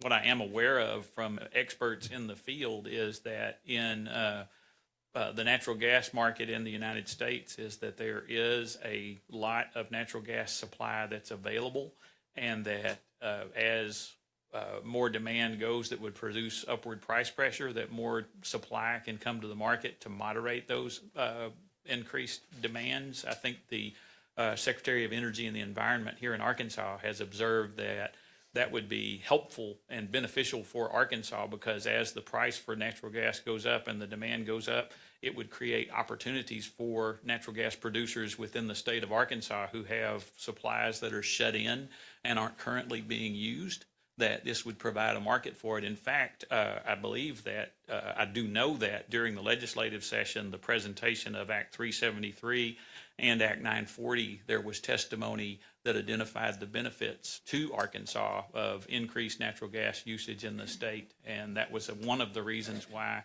the General Assembly indicated that it was in the public interest to pass Act 373. Okay, thank you.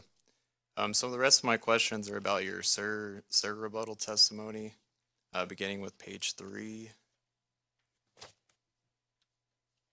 So I'll start with a question about page 3, lines 3 through 7, where you note that staff witness Bauer has had the same conclusion over the last 3 resources he has reviewed. So few questions about that. What 3 resources are you referring to here specifically?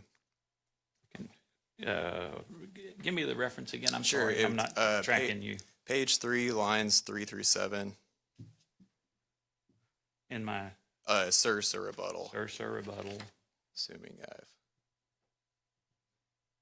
Hang on, I'm trying to make the page numbers. Assuming my notes are correct. I'm not seeing what you're check. talking about. I apologize. I'm just not tracking. I've got a copy, but I don't know if it's. Bear with me. I apologize.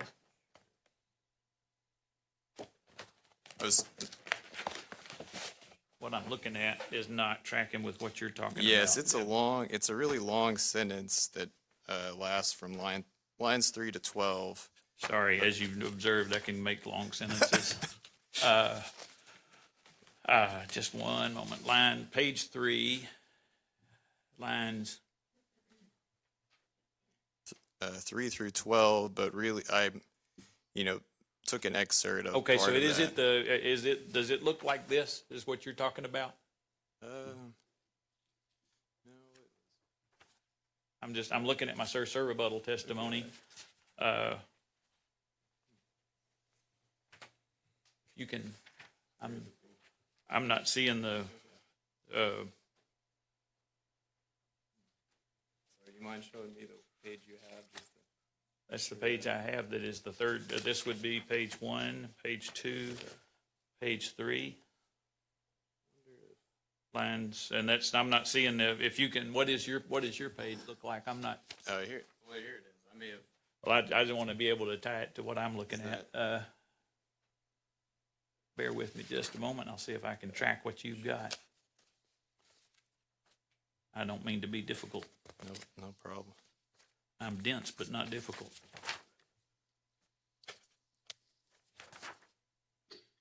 Only kidding, since that's under oath.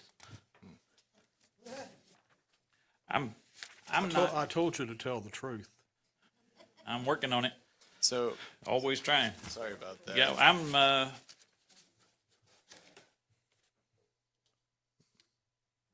can my counsel help?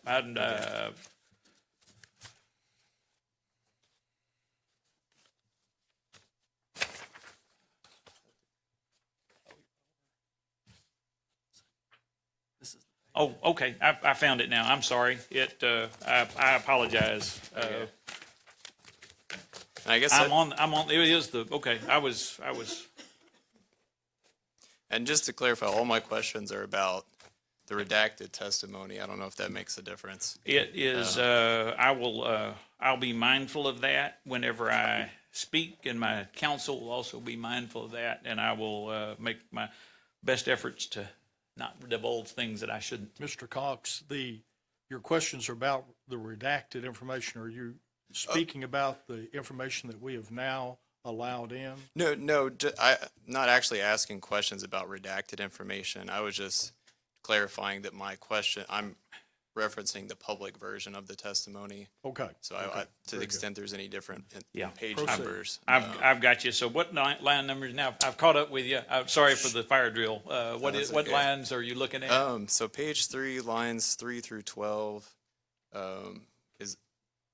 and it begins with significantly, despite Mr. Brower's perspective that he does not have enough information, which has been his same conclusion over the company's last 3 resources he has reviewed. And my question is just, what were the last 3 resources you're referring to here that Mr. Bauer has had the same conclusion? I believe it is Lake Catherine 5 and was it Driver's Solar? I need my lawyers to help me on which specific resources we were referring. So would it be JPS, Lake Catherine 5, and Driver Solar? Okay. And so it wouldn't include the Cypress Solar. No, because there yeah. hadn't been any testimony file, or yes, there has been, excuse me, but it's not that proceeding, but it's those other 3. Okay. I'm sorry for the delay. No problem. And were these last 3 energy resources that Mr. Bauer reviewed all self-build resources?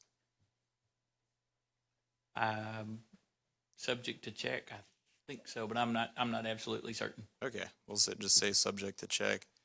And were these last 3 resources selected as part of a competitive procurement process, such as a request for proposals? So did these resources essentially win an RFP or bid into an RFP and be selected as a result of that?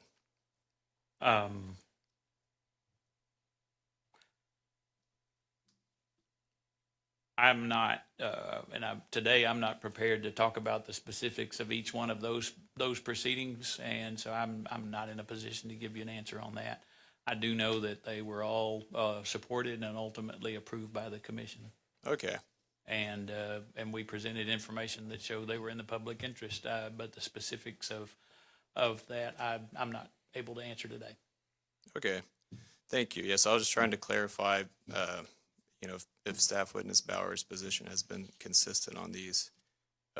So move on to page And, 3. and before you go forward, it was that, concluding that there wasn't sufficient information and, also pointing out that the other staff witnesses did find that we met the requirements of the CECPN statute. It was not necessarily that the basis for each one was identical, but that it was his, asking for more information and that we've provided information responsive to his, questions, just to be clear on what my answer was. Okay, thanks. I did have a sort of separate question about the second part of that long sentence about the other staff witnesses. So on lines 7 through 10 there, you say staff witnesses Thomas Martin and Mark Herring concluded EAL satisfied the statutory criteria for a certificate of environmental compatibility and public need, CECPN and strategic investments,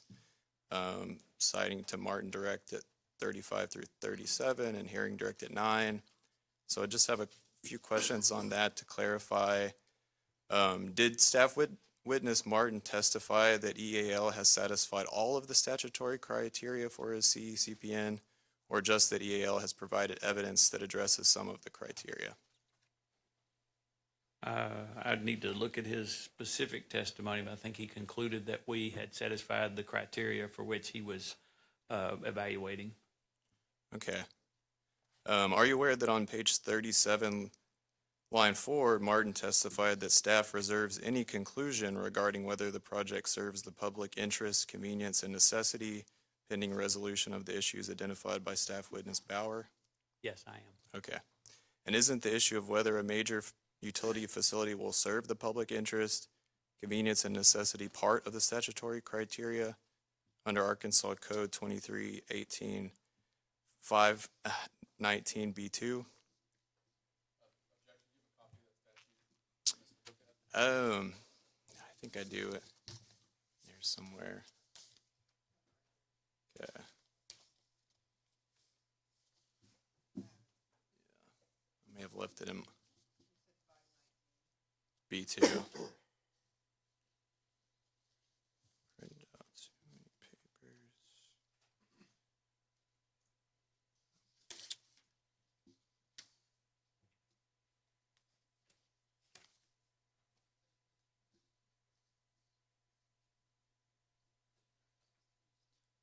I had it printed, but I think it got mixed up.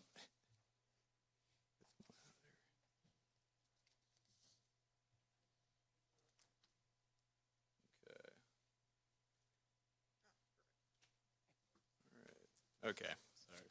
Thank you, other intervening parties. Or staff.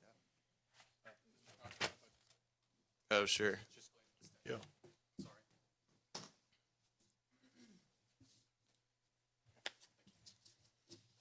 You okay, Mr. Goodwin? Ready to proceed. Okay.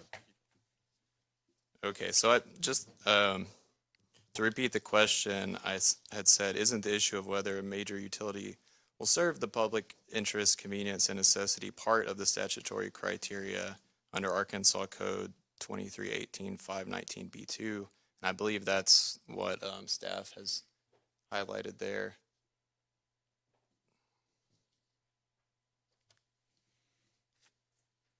Yes, that's what that particular highlighted provision states. Okay, thank you. And I would point out that Mr. Martin did include that reservation in his testimony of that one item that Mr. Bauer was testifying to. Okay, thank you. I just wanted to clarify that because it didn't seem clear just from reading those lines. So moving on to, still on page 3, lines 19 through 20, you mentioned that JPS provides EAL customers with energy benefits that no other reasonably available resource can offer. Can you clarify what specific energy benefits you're referring to here? the benefits of energy that's available 24/7. It's dispatchable, reliable, and affordable. And as Mr. Goodwin pointed out in his opening, we looked at, and as Ms. Fielder's testimony and Mr. Ruiz's testimony points out, we looked at a variety of resources to serve the need, and obviously this resource is the best one to provide that level of energy that we need at all hours, and it's able to do so. Other alternatives, there weren't other gas resources bid into the RFP, and therefore there weren't any other resources that were available in the market to meet the need that was identified in as cost-effective, beneficial way as JPS. Okay, thank you. So moving on to page 6, lines 19 through 20.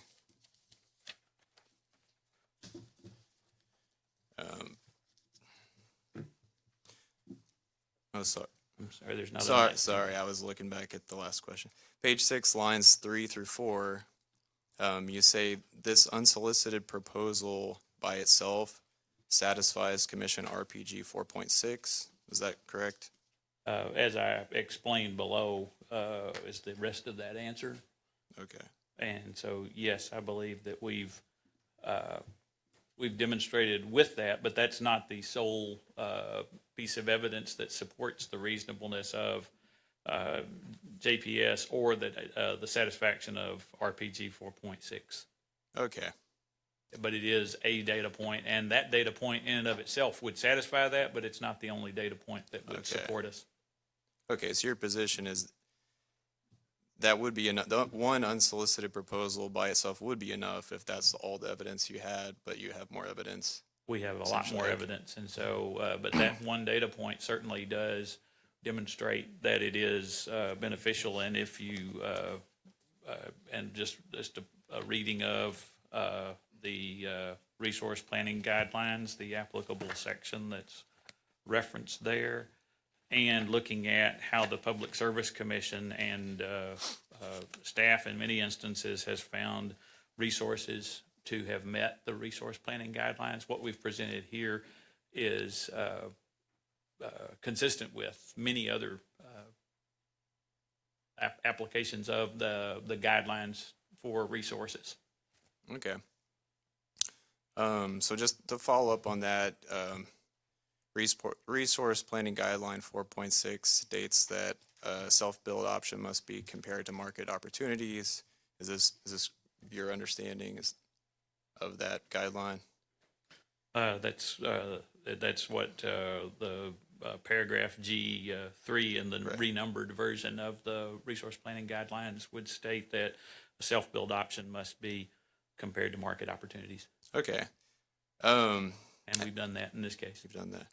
Okay, well, so just to dig into that a little bit, given that the word opportunities is plural, is it your position that that energy only needs to consider one market opportunity or unsolicited offer before pursuing a self-build? I can say that in this proceeding, we've presented multiple market opportunities that demonstrate clearly that JPS is a good resource to meet the needs, and it compares very favorably to the market alternatives that are out there, and that Mr. Ruiz's testimony shows that, and my testimony shows that as well. Okay. Okay. Well, so other than the unsolicited offer, what would be another specific market opportunity? I know Ruiz had compared, several other costs or gas plants from other utilities. One we were even involved with in Kentucky, but my understanding is those weren't necessarily market opportunities. They're not necessarily offering to sell those projects to energy. Correct?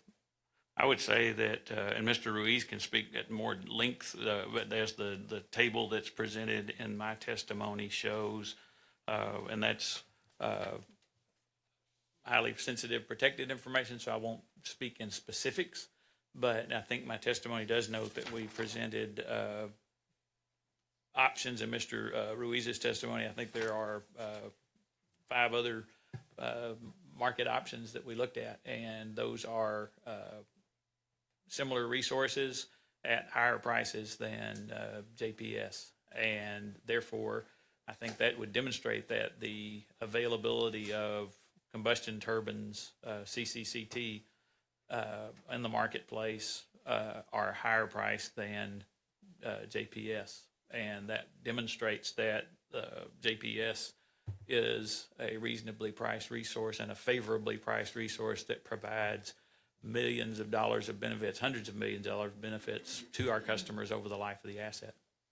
Okay. And what, if the answer to this question is HSBI, you can not answer it, but just wanted to check, what type of technology resource did the unsolicited proposal offer? Was it solar, wind, batteries, gas? Can you just specify what technology? I would object. That's highly sensitive information in this particular instance. I think the commission can see for itself why that needs to say HSBI. I'm going to allow it. May I ask a question, Chairman? Yes. You're allowing him to answer the question, so are you telling them that is no longer protected information? Oh, excuse me. I misheard the question. Yeah. Cool. It is protected information. Yeah. If we're going to proceed with that, we're going to have to, Right. Well, I'll leave it we're up going to have to. to clear the room. Yes, I'll Thank leave you. it up to staff whether they want to ask that question later or if Thank you. other parties. I So, apologize. Thank you. so moving on to the next question, I'd already asked you about the testimony where you said that JPS provides energy benefits that no other available resource can offer. Would you agree that Cypress Solar will provide certain energy benefits that JPS does not offer, such as fuel price stability benefits that Candace Fielder testified to in Docket 25054U? Mr. Chairman, I'm sorry to object again, but that's not within the scope of the docket. I don't see what it has to do with the economic benefits of the resource in this proceeding. And just to clarify, since Energy has taken the position that JPS will provide benefits that no other resources can offer, I just wanted to clarify, will other resources provide benefits that JPS wouldn't offer? I'm going to allow the question. I can say that JPS provides the energy benefits that we need to meet the identified need here that no other resource available can provide as beneficially for our customers as JPS can provide. Other resources, such as Driver Solar, Cypress Solar, provide different benefits to meet an identified need for which they are proposed to serve. Each resource meets specific needs. They're not all necessarily interchangeable because they're not all designed and don't operate in the same way. And as I said at the outset of, I can't remember if it was your questioning or Ms. McQueen's, is for this purpose, the need that we're identifying and addressing is the need for energy that's available at all times. And this resource meets that need and it's available to do so. And other resources don't provide that same level of benefit and don't provide it at the beneficial cost of this resource. They don't provide the same benefits. And so I'm not saying that other resources don't bring energy benefits, but they don't bring the energy benefits that are needed to meet the identified need. Okay, thank you. One last question on that. Has EAL taken any steps to ensure fuel price stability benefits for JPS?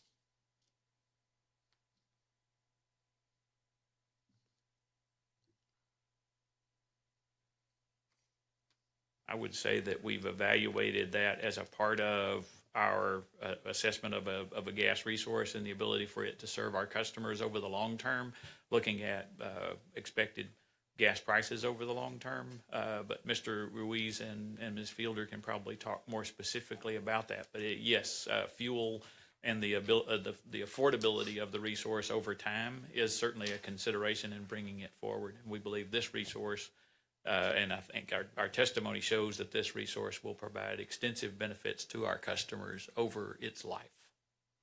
Okay, thank you. So moving on to page And one more thing before it, also, this resource is part of having a portfolio of resources that's diverse and a mix of fuels and a mix of resource types to meet the various needs that our customers have in an economic way, and providing reliable and dispatchable power and affordable power. And it's part of an overall portfolio of resources, a mix of resources that's essential to make sure that you're able to serve your customers reliably and affordably and economically at all times. And you need some dispatchable resources, and you need some other types of resources. And this is a part of doing that, just to give you a complete answer. Okay, thank you. Just to follow up on the question, or on your point about JPS providing diversity benefits, I mean, isn't energy already relatively heavy on gas in its portfolio compared with solar or wind or batteries? I mean, aren't you just adding more gas to an already gas-heavy portfolio? I think Ms. Fielder may be able to talk about the overall portfolio, but my understanding of the portfolio is it is diverse. It includes solar, hydro, gas, currently includes coal, and so nuclear, and I think it will continue to have diversity. Currently, we don't have a resource of this type and size in our portfolio, so this brings another resource to meet that needs. We do have other gas CCCTs, but this brings in an additional resource that is economic, and we still will have a diverse resource portfolio, including a not insignificant amount of solar. Okay, thank you. So moving on to page 7 to 8, you assert that Mr. Bauer is underestimating the costs of natural gas CCCT projects and relying on outdated information. Is that correct? Or is that a correct summary of the point you're making there? That is correct, and as Mr. Ruiz has observed, that data point is not current. And if you look at more current information, the number is higher, and so that's not the appropriate data point that you should apply to this resource, because it is not from the same time frame, and that cost of CCCTs are rising and certainly have risen from the time of that data. Okay.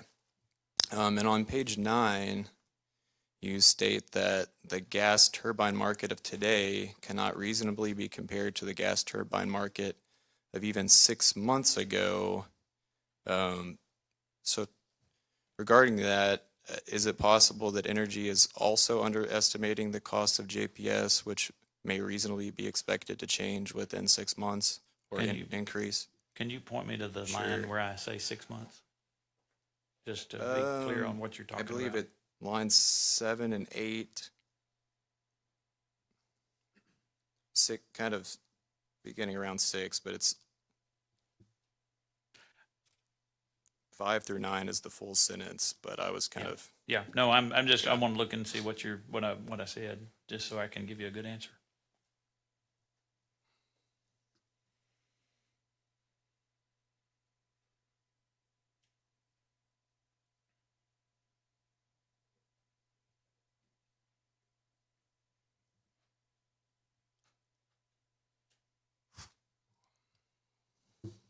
And I believe that Mr. Ruiz's testimony supports that prices of natural gas resources are increasing, and we've taken the opportunity and been able to secure a very favorably priced resource here, and that the evidence demonstrates that. And so I would stand by my testimony as well as Mr. Ruiz's, relying on Mr. Ruiz's testimony that this is a very favorably priced resource that provides long-term benefits to our customers. Okay. Moving on to page 10, you state that JPS would allow the company, the state, to make a strong case that Arkansas is open for business across the board with reliable energy security. If I quoted that correctly. What does across the board mean in this context? Can you point me to the? Sure, it's, let me see. Oh, it's towards the bottom, lines 18 through 20.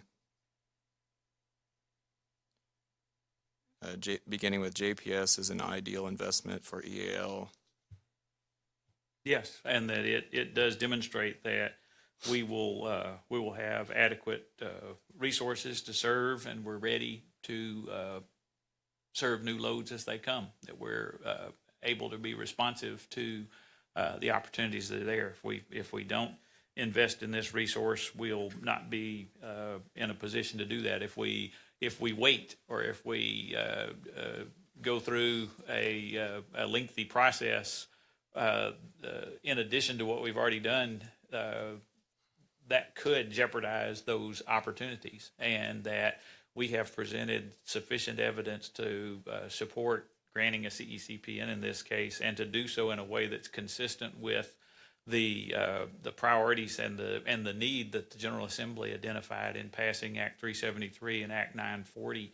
They didn't instruct or cause a change in how the Public Service Commission performs its duties as far as making sure the resources needed and reasonably priced. It is just a matter of, they did change the time frame associated with making those findings, but they didn't change the fact that the commission still has a critical role in evaluating that, but that we're demonstrating that we can and should do that with this resource, and that that will help the state maintain its role as an economic development leader and carry out the mission of bringing more jobs and development to Arkansas.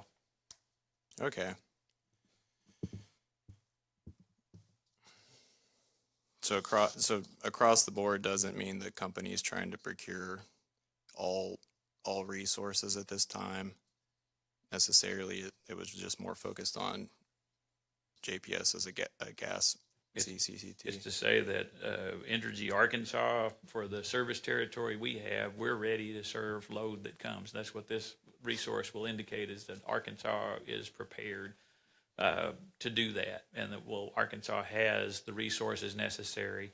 As Hugh McDonald and Governor Sanders and others have pointed out, the number one question they get from economic development prospects is, do you have enough power? Is the power affordable? Is the power reliable? Is the power available when I need it?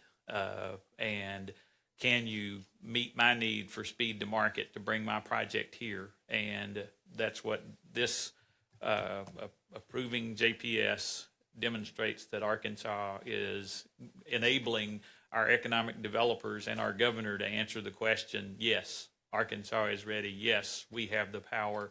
Yes, we are open for business. Okay. So page 12, lines 3 through 5.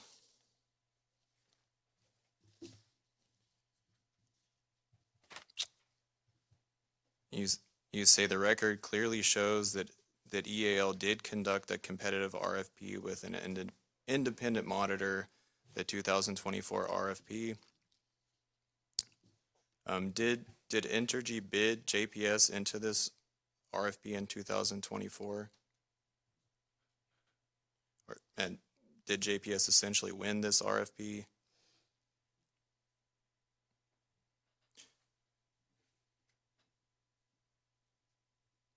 And if Entergy didn't bid JPS, why not?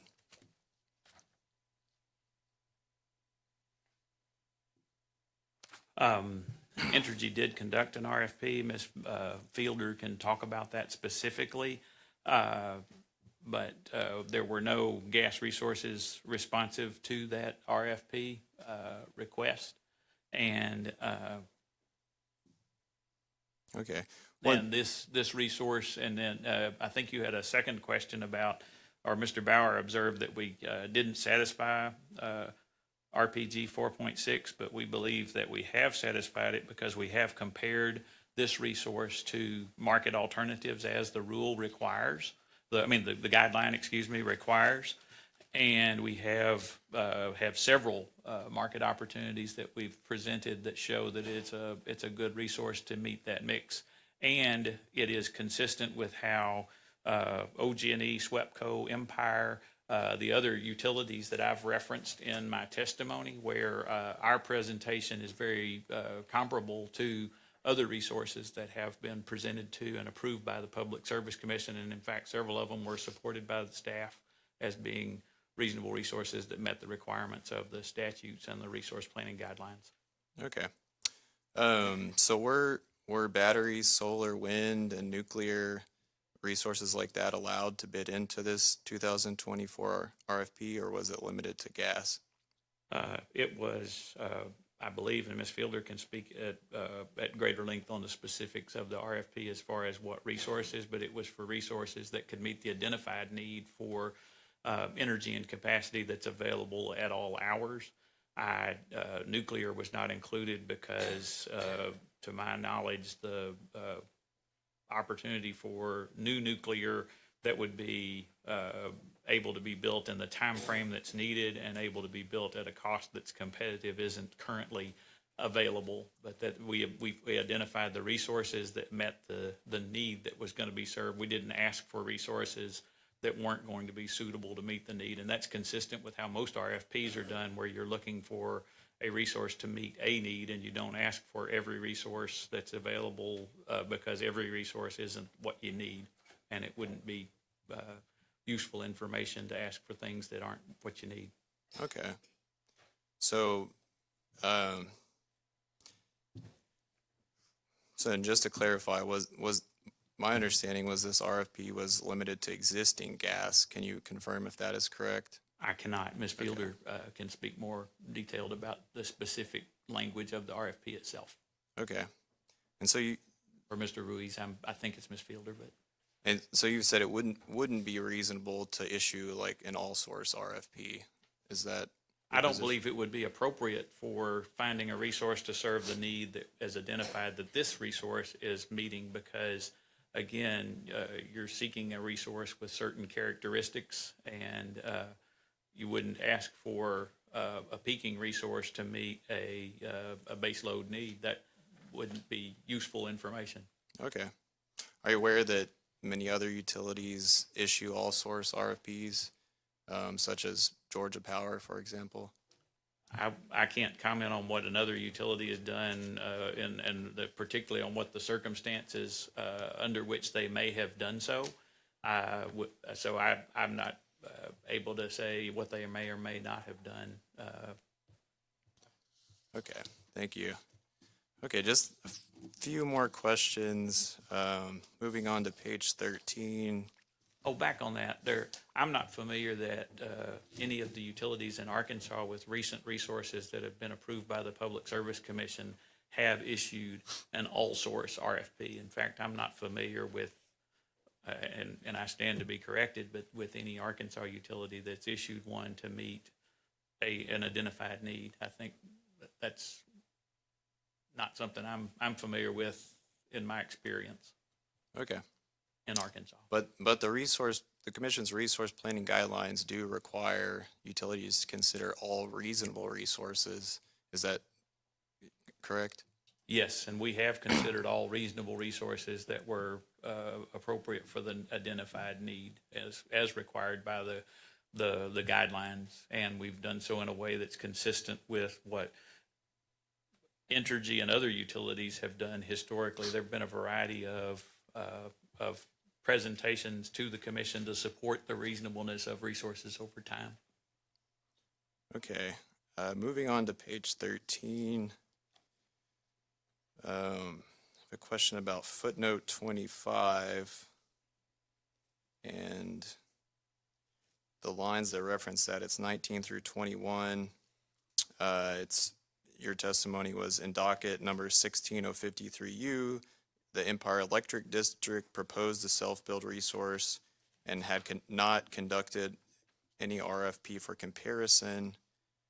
Are you aware that the costs of that facility were unredacted in the docket and under budget?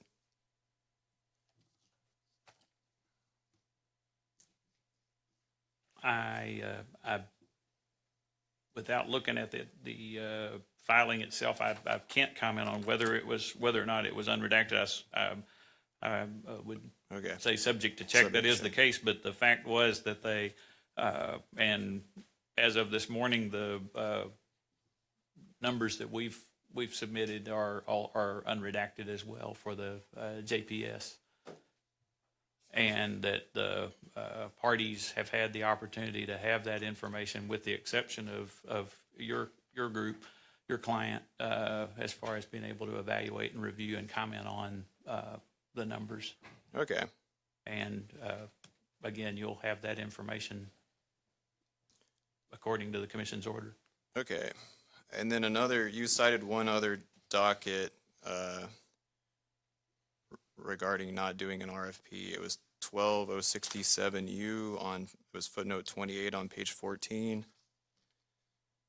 Are you aware that that docket involved a settlement with no objection from any party?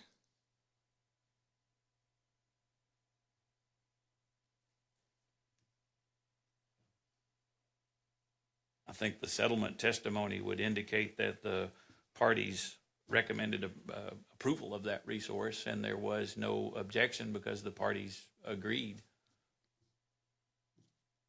Okay.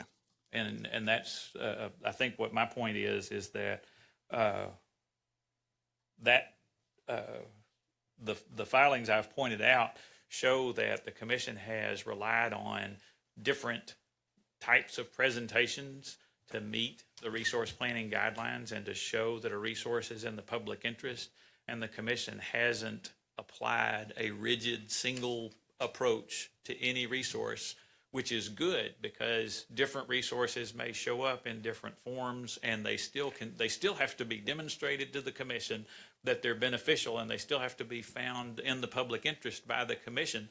But the commission has not relied upon a single one-size-fits-all approach to evaluating resources, and the commission shouldn't. In the wisdom of the commission's preparation of the resource planning guidelines, it provides options and flexibility in a utility. Utility has the burden to demonstrate to the commission that the resource is in the public interest, but it doesn't have the burden to do it exactly the same way every time. And that way, utilities are able to respond to opportunities that are beneficial to customers. Ultimately, you have to show the commission that it's beneficial to customers to do so.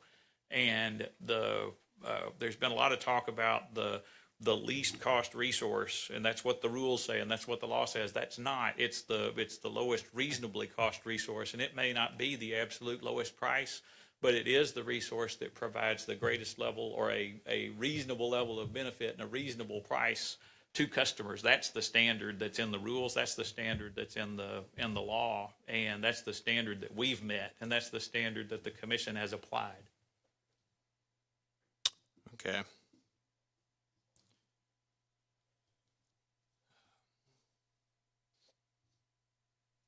And do you recall, were you the director of staff at the time they settled in that In those dockets? 12067, Yes.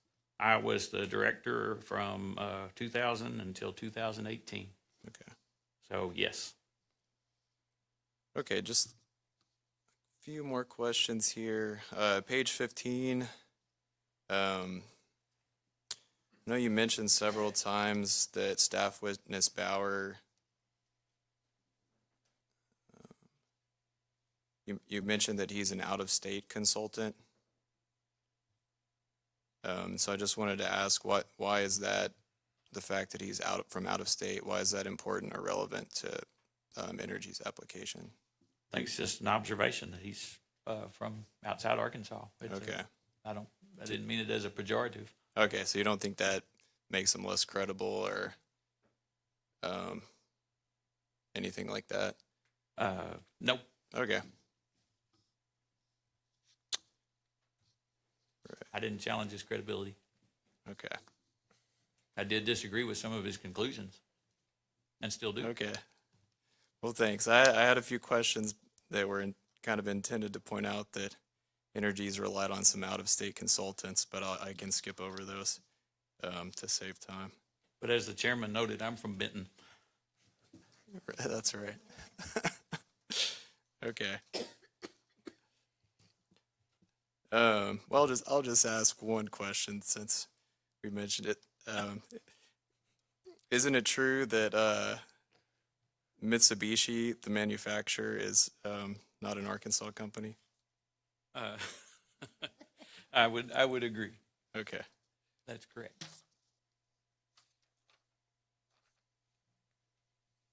So you would stipulate that out-of-state consultants can do good work, or? They can. They can also reach conclusions that I might not necessarily agree with and that the historical record might not support. Okay. I think just one more question here. So I have a question about the hearing exhibits that Energy provided, Exhibit 53. Are you familiar with those exhibits? Not by number Okay. or, and I'm not certain I have, Can I I just need to look at it. Yeah, can I just ask you, this Exhibit 53, that's from the Next Era Energy, page 2, could you read? I underlined something on page 2. Mr. Cox, I'm not clear what exhibit you're talking Sure. about. Is this attached to Mr. Bessel's testimony? These are exhibits that Energy had circulated to the parties as hearing exhibits. So Have we seen these exhibits? I don't believe so. They have not been introduced. Okay. So I guess, is it okay to ask a question about Energy's exhibits, or would they need to be? When was Entergy intending to introduce them if they're your exhibits? If needed during the hearing, we would follow the commission's standard evidentiary rulings if asking to introduce them. Were you intending to use them for direct or cross? If necessary, cross. We don't have any direct. Ours was already admitted. Do you have any objection to that being admitted? I don't think there's been any foundation established that Mr. Bethel even knows what document he's talking about. Okay. He's going to ask that next. Won't you establish the foundation? Okay. So, have you reviewed the hearing exhibits that Energy circulated to the other parties? No. Won't you show him that exhibit and Okay. see if he's familiar with it? Are you? okay? Yes. Yeah. Are you familiar with it? Are you willing to read what I underlined there? No, I'm not. I can, What he means to you is he can't read, okay? I am from Benton. Okay. Let's see. Well, do you mind if I ask you, and then you can say if you agree with the statement? Well, we don't conduct a hearing in that way. Okay. We need to lay a foundation so that he's aware of what you're asking him. And if he's not aware, then he can say, I'm not aware of that, and answer it, okay? Okay. And I can, and I answered your question. I've not participated or seen that exhibit. So I don't know what the document is you're referring to, if that helps advance the cause. Chairman, may I ask a question? Absolutely.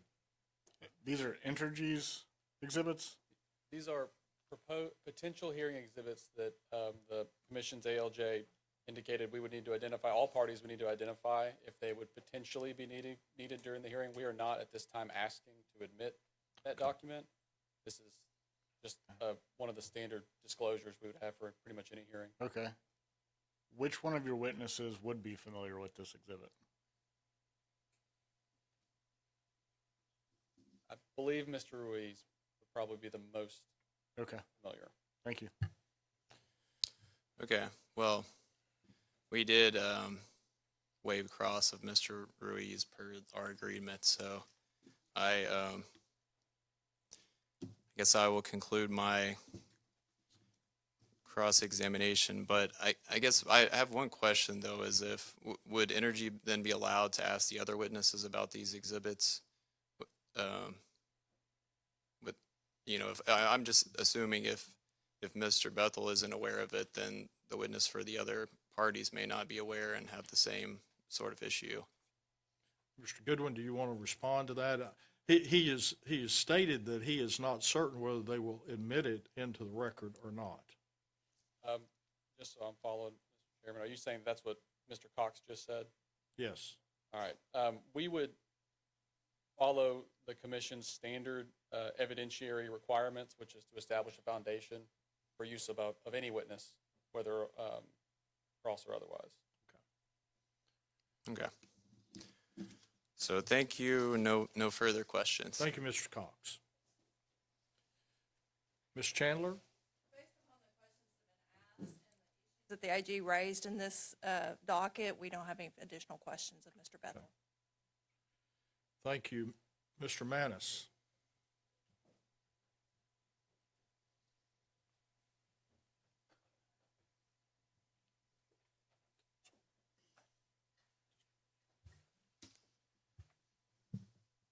Good afternoon, Mr. Bethel. Good afternoon. I just have a couple of questions for you. You said, I think when Ms. McQueen was asking you questions, that you were certain that JPS was superior to the option of converting White Bluff from coal to natural gas? For the identified need, yes, sir. And you said that you were conducting analysis as to that question, but had not completed that. Yes, Entergy is currently evaluating the technical and economic feasibility of converting the White Bluff coal units to burn natural gas. And I'd say that as I said, preliminary results are favorable, but that's not finished yet. But in the event that it proves to be a good resource and beneficial to our customers, we would bring that to the Public Service Commission for approval, but that resource is not suitable for the need that's identified because of the way the converted White Bluff units would operate versus the way the JPS unit will operate. How do you know that if the analysis is not complete?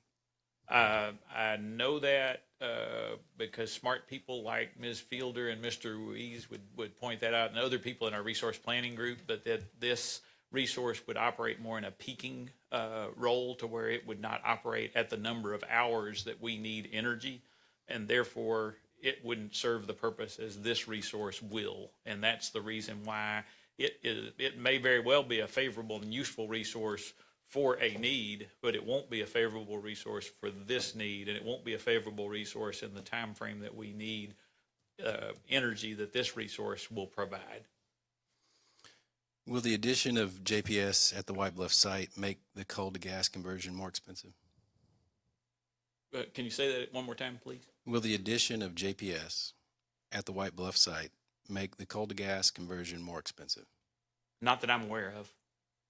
As it relates to interconnection rights? Not that I'm aware of. It will allow us, the JPS unit we will be able to use our existing interconnection rights, which is beneficial to our customers. And then as far as how we would interconnect the converted coal units would be a part of that analysis, as well as how we would make best use of the existing interconnection rights to the benefit of our customers. What are the total interconnection rights at White Bluff right now? Subject to check, and I think it's somewhere in the neighborhood of 1,650 to 1,700 megawatts of interconnection rights. 1659, sound correct? I think that sounds like a number I've heard before. Okay. It's somewhere real close to that. Okay. And what is the proposed capacity of JPS? JPS is 750 megawatts. 754. 754. And what is the capacity of the White?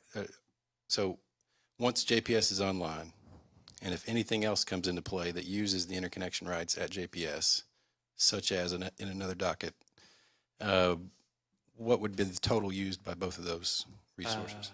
I think the Cypress Solar is 600 megawatts of solar and 350 megawatts of battery. Okay. And I'm terrible at math, but what is 754 and is it 950? That is 1804. 1804, but I'm not sure that, and somebody that knows better about how Cypress will operate and how JPS will operate could probably tell you exactly how that all comes into play with the interconnection rights. Okay. I'm not able to say precisely how that all works, but I believe it all does work. Okay. So if we have, we can agree that the number is in excess of the interconnection rights at White Bluff of those two projects. The nameplate value is, but the operational, the way those plants will function, not necessarily so. Okay. Could you elaborate on that? A solar resource won't produce energy at all times, nor would the battery resource, but the gas nor will the gas resource will not necessarily operate in all hours, and so we would be limited to the interconnection that's available at that site. So if the engineers can make it work, then Yes, and those I'm not two the will work. engineer, so I Yeah. really can't, beyond that, I've told you, you have reached the bounds of my knowledge on exactly how that will work. But all that being true, what about White Bluff then? That, again, is part of the analysis of how that resource would play into and whether we would need more interconnection capacity, and I don't know the answer to that. Okay. So it might be fair to say that the addition of JPS at the White Bluff site, all those things that we've just discussed considered, might make the coal to gas conversion more expensive because the additional interconnection rights needed once you convert White Bluff. I'm not prepared to answer that because I just don't know the answer. Okay. And but it would be part of the analysis. But as we said at the outset, the converted White Bluff units don't meet the need that we have that Jefferson meets. And so again, the next step would be part of another proceeding, and would rely on analysis that's ongoing that I don't have. Thank you. I just want to clarify something that is, it's maybe a question for me, but, you know, the RPGs, they're guidelines, and then the commission has a statutory mandate to make findings in the public interest. Would you say those things are distinct but interrelated?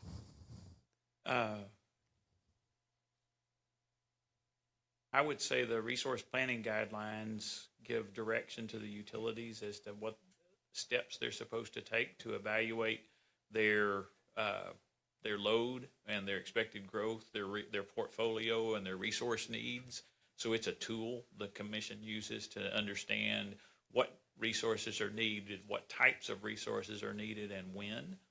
And then as a part of finding something in the public interest, the utility would have to show that the particular resource, such as Jefferson Power Station, is in the public interest and needed. And a component of doing that is a part of how did you identify that the resource,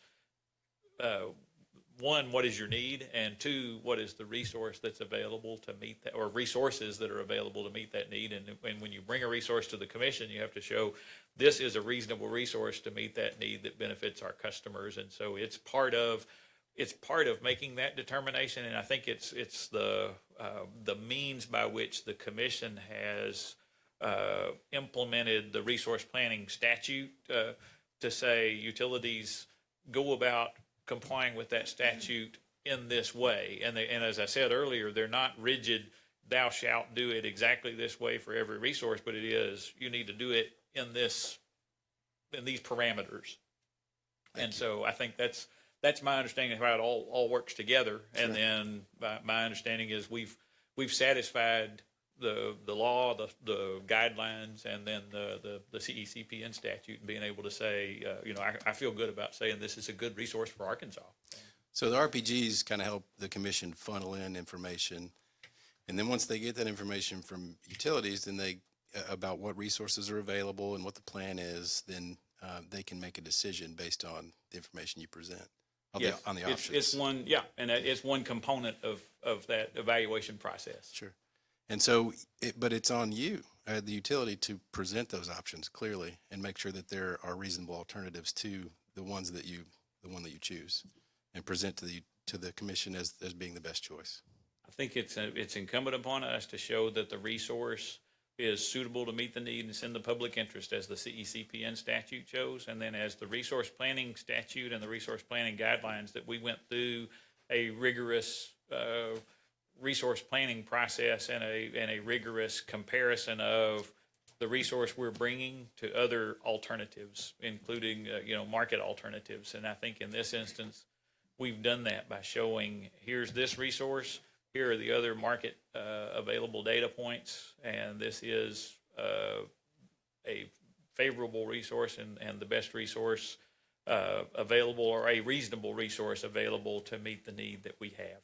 And ideally, we're talking about apples compared to apples, right? Not resources that are of different varieties that wouldn't meet the need. You look for resources that are suitable to meet the identified need, and then you're looking for, they may not be exactly the same resource, but they would be resources with operating characteristics that meet the need that you've identified. And so that's how I would differentiate. As we talked about earlier, the kind of energy and capacity we need to meet the identified need is different than what a peaking gas plant would provide, or a solar facility would provide to meet the need that Jefferson Power identifies and satisfies. And it's the need that we're trying to meet with this component of our resource mix and with this application. So, for example, if someone came in with a bid or an opportunity that would not meet your need, then it wouldn't be an apple-to-apple comparison. So, for example, if someone came in with a peaking unit and offered that wouldn't be apple-to-apple comparison. It wouldn't be an apple-to-apple comparison. And then also, for the same reason, the White Bluff conversion from coal to gas is not the right unit to compare to for this need to Jefferson Power Station. Thank you. Yes, sir. No more questions. Thank you, Mr. Manis. Mr. Goodwin, do you have a redirect? Redirect. Thank you. Mr. Tate, do you have any questions? I do. Thank you, Mr. Chairman. Let's start with a statement you made earlier. I want to make sure I understood it correctly. Did you say that it is not a requirement for the commission to pick or find that this is the least cost resource for it to be in the public, to meet the requirements that it's in the public need and necessity? Yes, sir.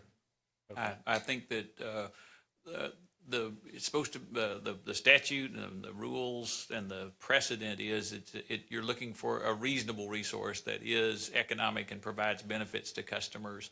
The absolute lowest cost resource may not meet all of those criteria. It may be cheap, but it may not be reliable or be able to produce energy at the time that you need it. And so that's the way the commission has always applied that requirement for finding the public interest. Is it's a reasonable resource and it's an affordable resource, but it's not the cheapest thing you get necessarily. So not the cheapest, but price still matters. Is that? Yes, price is irrelevant, because the cost you're trying to do so, you're trying to balance reliability, dispatchability, affordability, all, and so obviously the cost of the resource is a part of that equation, but not the only consideration you should have. Based on a discussion we had previously, there is an ongoing RFP.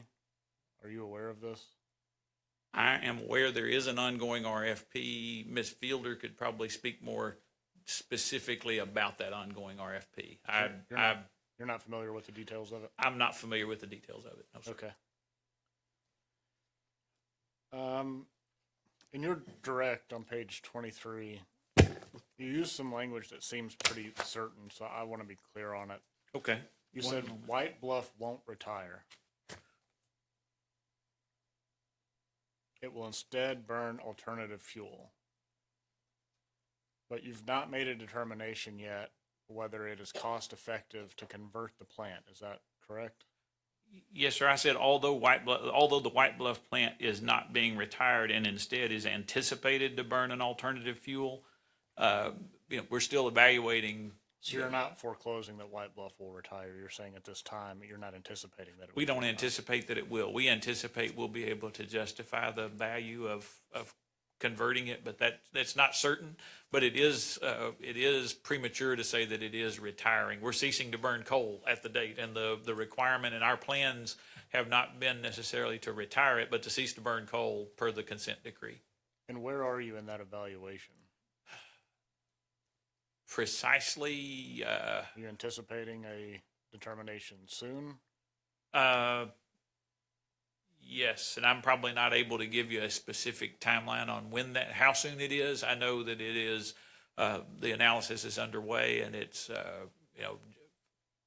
preliminarily favorable, but as far as the timeline of when we would know for certain, yes, it is a beneficial resource to bring forward. I'm not sure. I'd be inappropriate in making a guess. Now, how familiar are you with the lawsuit over the White Bluff facility? As far as the matter that ended up with the consent decree, Yeah, or are you familiar when it was filed in federal court? generally, yes, but I can't tell you sitting here what the specific, it filed X, Y, Z, but I'm familiar with just the general timeline. And it was Sierra Club that brought the lawsuit? Yes, and I think maybe the National Park Service as well was involved. I think they were involved in the ultimate resolution. And a settlement was filed the next day, is that correct?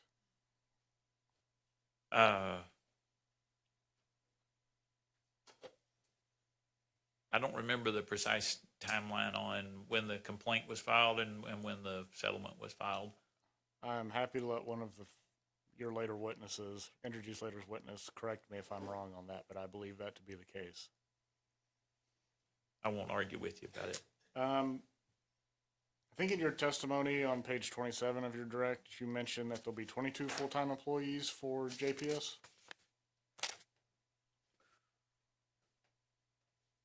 Which page are you on, Commissioner? 27. Thank you. Yes, sir. Do you know how many current full-time employees are at White Bluff? I think it's somewhere between 200 and 300, but I'm not 200 and 300 full-time employees at White Bluff. subject to somebody correcting me on that. Okay. I'm not positive on that number, so don't. No, I understand. If We you can- need- if can a provide future that. witness needs to correct that, you are more than welcome to do that. I want to briefly ask you about the unsolicited offer. You mentioned that the unsolicited offer alone would meet the requirements under, I'm going to forget the acronym for a second, under the, what is it, the, Resource planning guidelines? yes. They're kind of like the pirate code, they're guidelines. But can you point me to a previous commission decision where they said that alone met the guideline requirement, or is that just your belief that it meets the guideline requirement? It's my belief that it does, and I believe in the Empire case that I referenced. I think the commission relied on a single item, and then I think perhaps in the OG&E case. All that was relied on was an unsolicited offer? I believe that's the case for the Empire case, but I'd need to Yeah, double check that. You cite that Empire case in your testimony, right? Okay. Yes, sir. Um, But as I said previously, that's not the only data point that we've I presented in understand you guys this. have Yes, sir. presented some other things.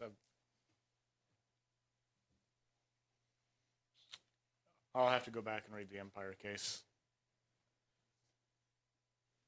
I think we settled on 1659 as the interconnection capacity. Yes, sir. Okay. Is that based on nameplate of the generators or accredited?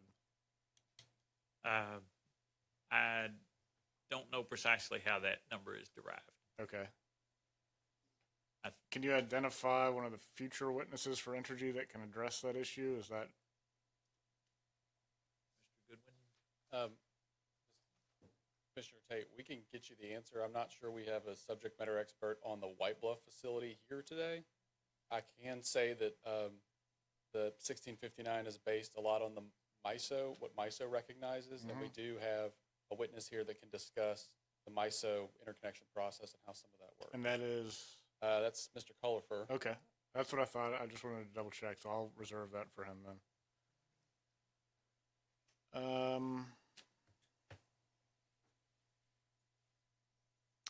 I think the last question I have is, does Entergy still have a net zero by 2050 goal?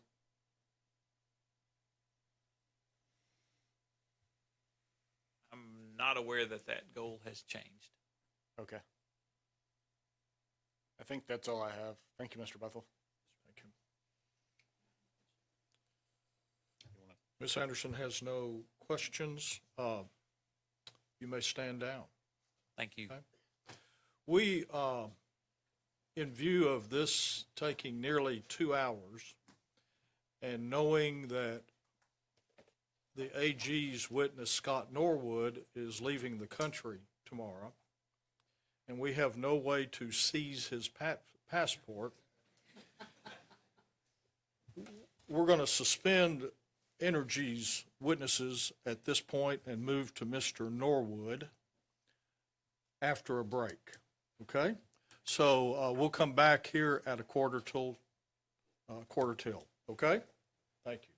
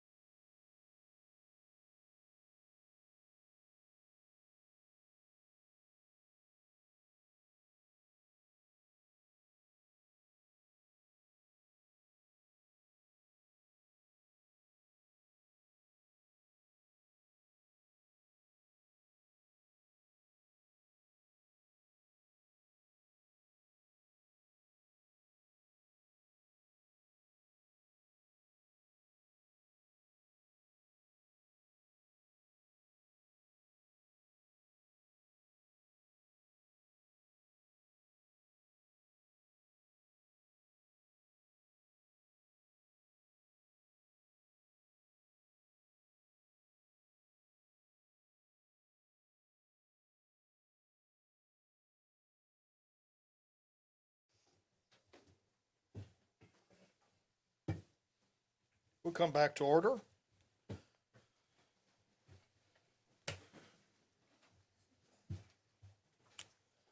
Before we start with Mr. Norwood, I ask what day would be better, Monday or Tuesday? And what is the consensus? I believe Tuesday. Tuesday? Among the AEEC witnesses and the EAO witnesses. Well, I can't understand you. For the witnesses that would have to travel back? For the witnesses that would have to travel back, I think the consensus is Tuesday. Okay, Madam Court Reporter, could you start at 9:30 on Tuesday? Okay, so Tuesday at 9:30, once we recess today, we will reconvene at 9:30 on Tuesday. Would the commission be amenable, I was asked to ask if amenable to any remote No, testifying? no, Thank you. no.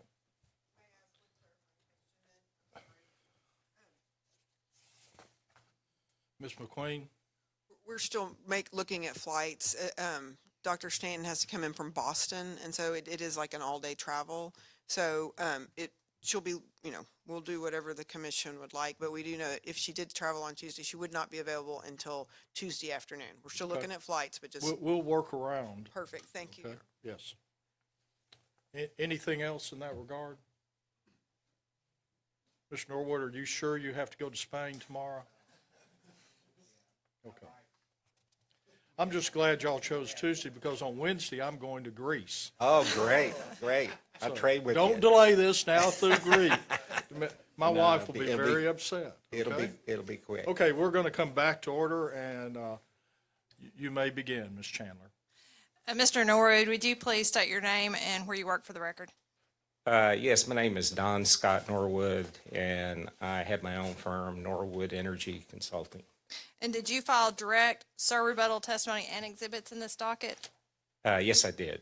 And if you were asked those same questions here today, would you have the same answers as set forth in your direct and rebuttal? Yes. I'll tender the witness. Thank you.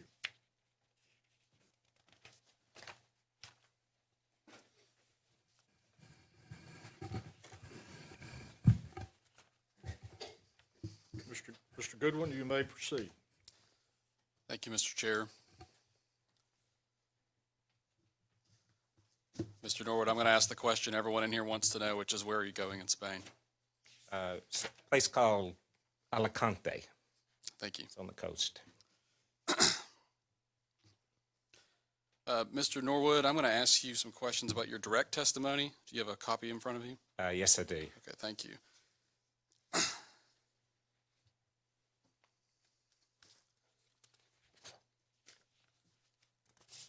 Let's see, on page 6, isn't it correct that you stated, I won't read it for you, but lines 10 through 12, that the company has demonstrated a capacity need based on its IRP and supplemental modeling?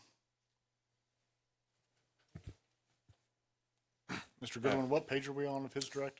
Page 6. Thank you. Yes, that's essentially what I said. Okay, thank you. And I believe on the next page, you raised some questions about Entergy Arkansas's technology cost assumptions, page 7. Also, just generally throughout your testimony, I think you've referenced that. Can you give me the line numbers? Sure.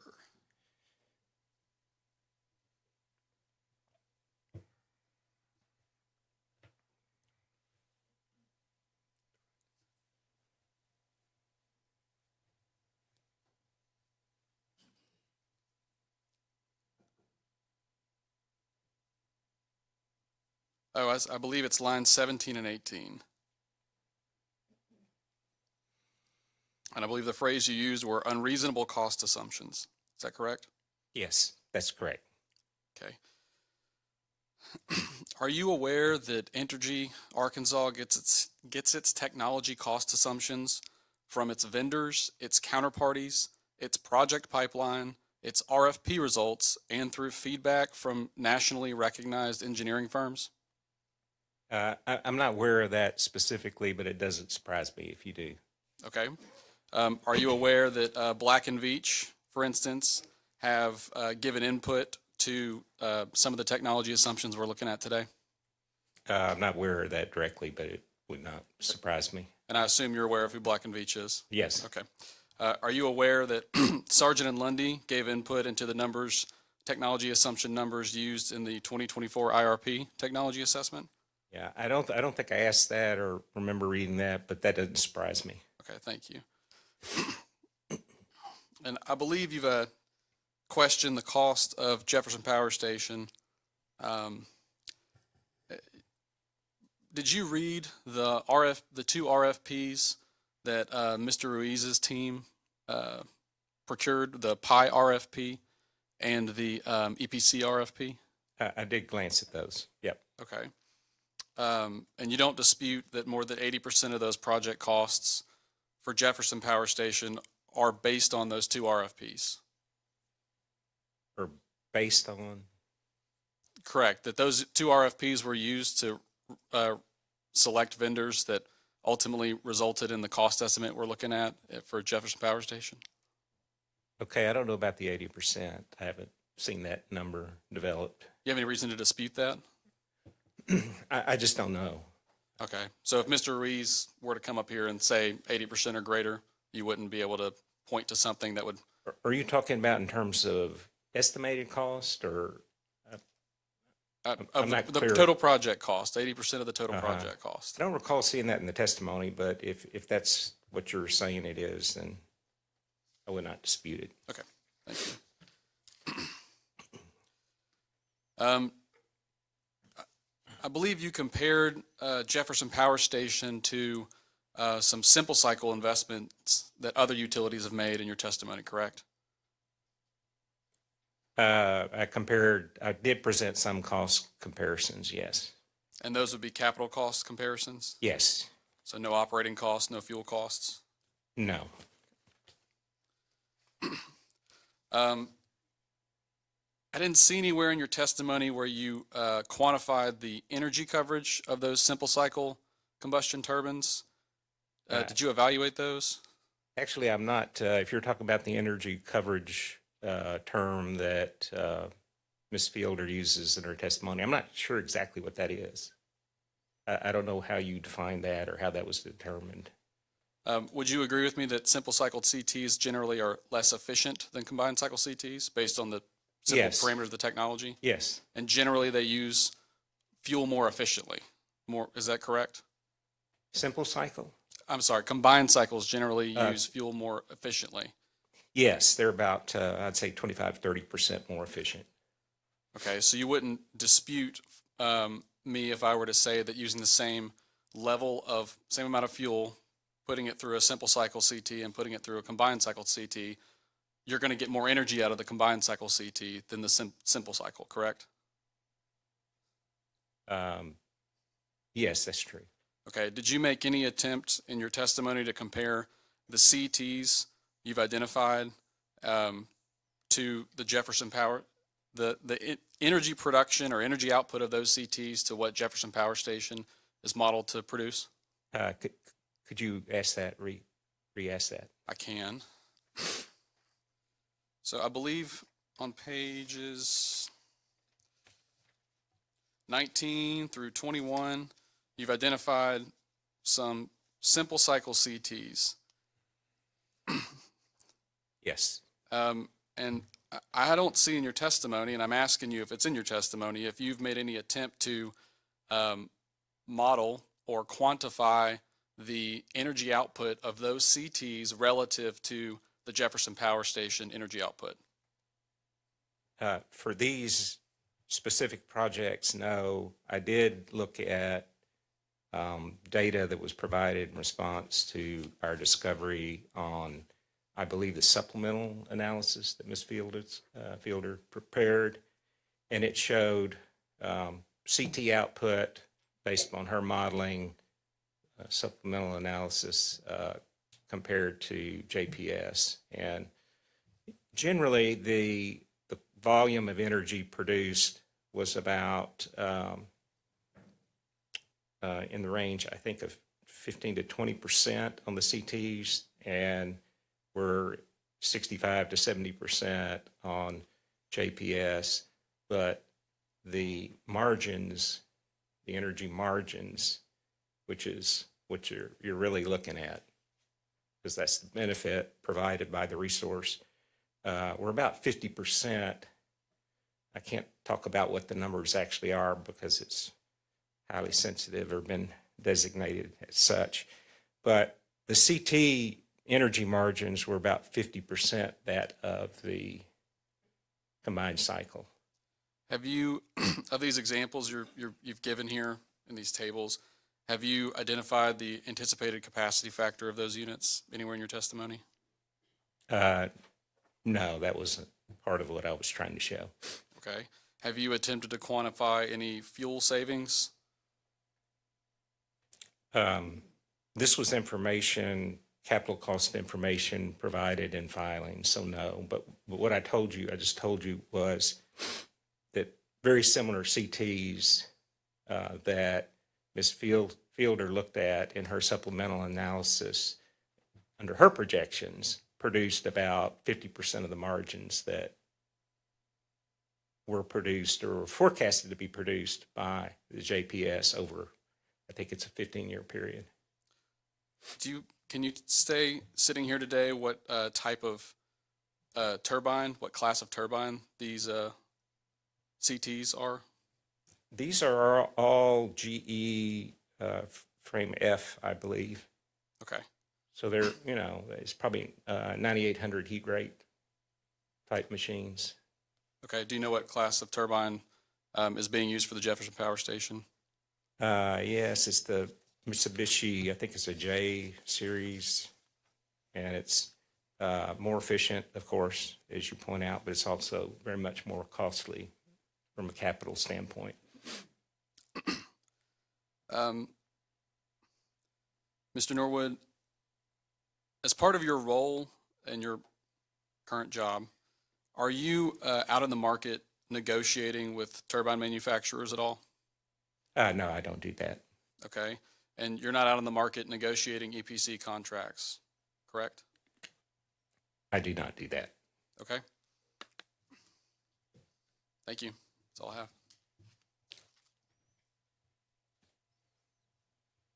Ms. McQueen?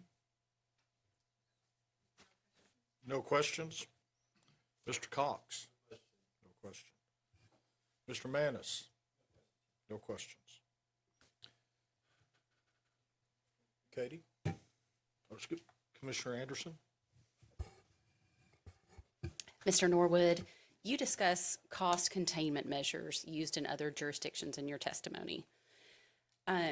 Would you discuss what cost containment or customer protection measures that you think the commission should consider for the Jefferson Power Station? Yeah, I think in my testimony I've attached as one of my exhibits and I believe this is my rebuttal testimony, the Texas Commission order on the Legend combined cycle plant, which was a very similar combined cycle plant, and more importantly, all the facts of what were done over there kind of aligned with this case. So I think it's very relevant. It's a recent proceeding, and the complaints, of course, were it was a self-build and no showing of alternatives to the plant, and the costs seem to be relatively high. And without going through all the findings, you can look at that order and see what the concerns were, and they were just, it sounds like this case to me. And what they suggested, and it's what I've suggested in my rebuttal, is if you're inclined to go there, to accept it, a hard cap based upon the cost of that plant, and I'm suggesting could be used. And in terms of a benchmark, you might consider using, as we did in the Lake Catherine 5 case, an external benchmark that would sort of hold them more accountable, and perhaps make that be a soft cap, or you could look at just the hard cap at their bid price. You know, my concern with that, of course, is that, you know, I think they're cheaper options. And, you know, I think this gas conversion thing that I and Mr. Bowers have spoken about, or is sort of a no-brainer alternative that should have been looked at. So, but if you feel like, you know, where we are, there's been obviously a lot of effort put into this, and I know you have to be sensitive to capacity needs and requirements and kind of where we are on schedule and all. If you're inclined to do that, I think certainly the Texas model of hard cap on the cost would be one thing you might consider. The other thing I would say is that a big part of the reason you would maybe consider allowing this plan in would be what we were just talking about, which is energy savings. And the company has projected out for 30 years energy savings in its modeling to justify the plant. And I would think it would not be unreasonable to have some type of a energy production guarantee. I don't want to say I have not recommended that in my testimony, but I think that might be a fair and equitable solution if you're inclined to approve the plan. Okay, we may come back to that in just a minute. If you would describe your experience working with independent monitors and/or independent evaluators, I know this comes up in your testimony as well, in other jurisdictions, including any distinguishment between those two roles. In terms of distinguishing between those two roles, I don't know that I know that there's much difference. It's a hired outside person, independent, supposedly. You know, it's best to have them obviously employed by, you know, reporting to and then, you know, the commission staff or the commission. I think there's a role for that. I think there's some value in that if it's done right. Do you believe that extends beyond the RFP process to the project as a whole, or what are your thoughts on that? It could to oversee construction. Yeah, I think both those roles. I think it's more important at the in the bidding, quite frankly, because the construction part, unfortunately, you know, is highly technical, and once costs are spent, you're not gonna. I mean, it's really hard to go back and disallow millions of dollars, and those are very complicated issues to address, you know, after the fact, I think so. But very much important in the bidding if it's done right, and if it's you require that guy, whoever you pay to do that, to show up at hearing time with testimony, so you could question. There can be some give and take on the findings. Okay, but in sum, your recommendation would be more for one of these independent monitors or evaluators, not sure which, but to focus on the RFP process. Right, because they can both have input to structuring the RFP. And, you know, we have complaints, and I think Mr. Bowers had some complaints about how the RFP was structured. It didn't really seek resources that were like this plan at all, you know, JPS. And it, you know, the company, in fact, that resource wouldn't have qualified for the bidding. So you need to have somebody to come in who's done a lot of these around the country and can say it has to have these pieces, and if you exclude yourself from a bidder, that's hurting competition, and it's not really good for the overall process. Okay, but you don't have any experience from other jurisdictions that you can share with us today on how what this process looks like. Well, in terms of the independent monitor, every case I've been in, I mean, I've probably been in 20 cases this year on mainly simple cycle CT, CCN cases. And I would say 90% of them have included independent monitors.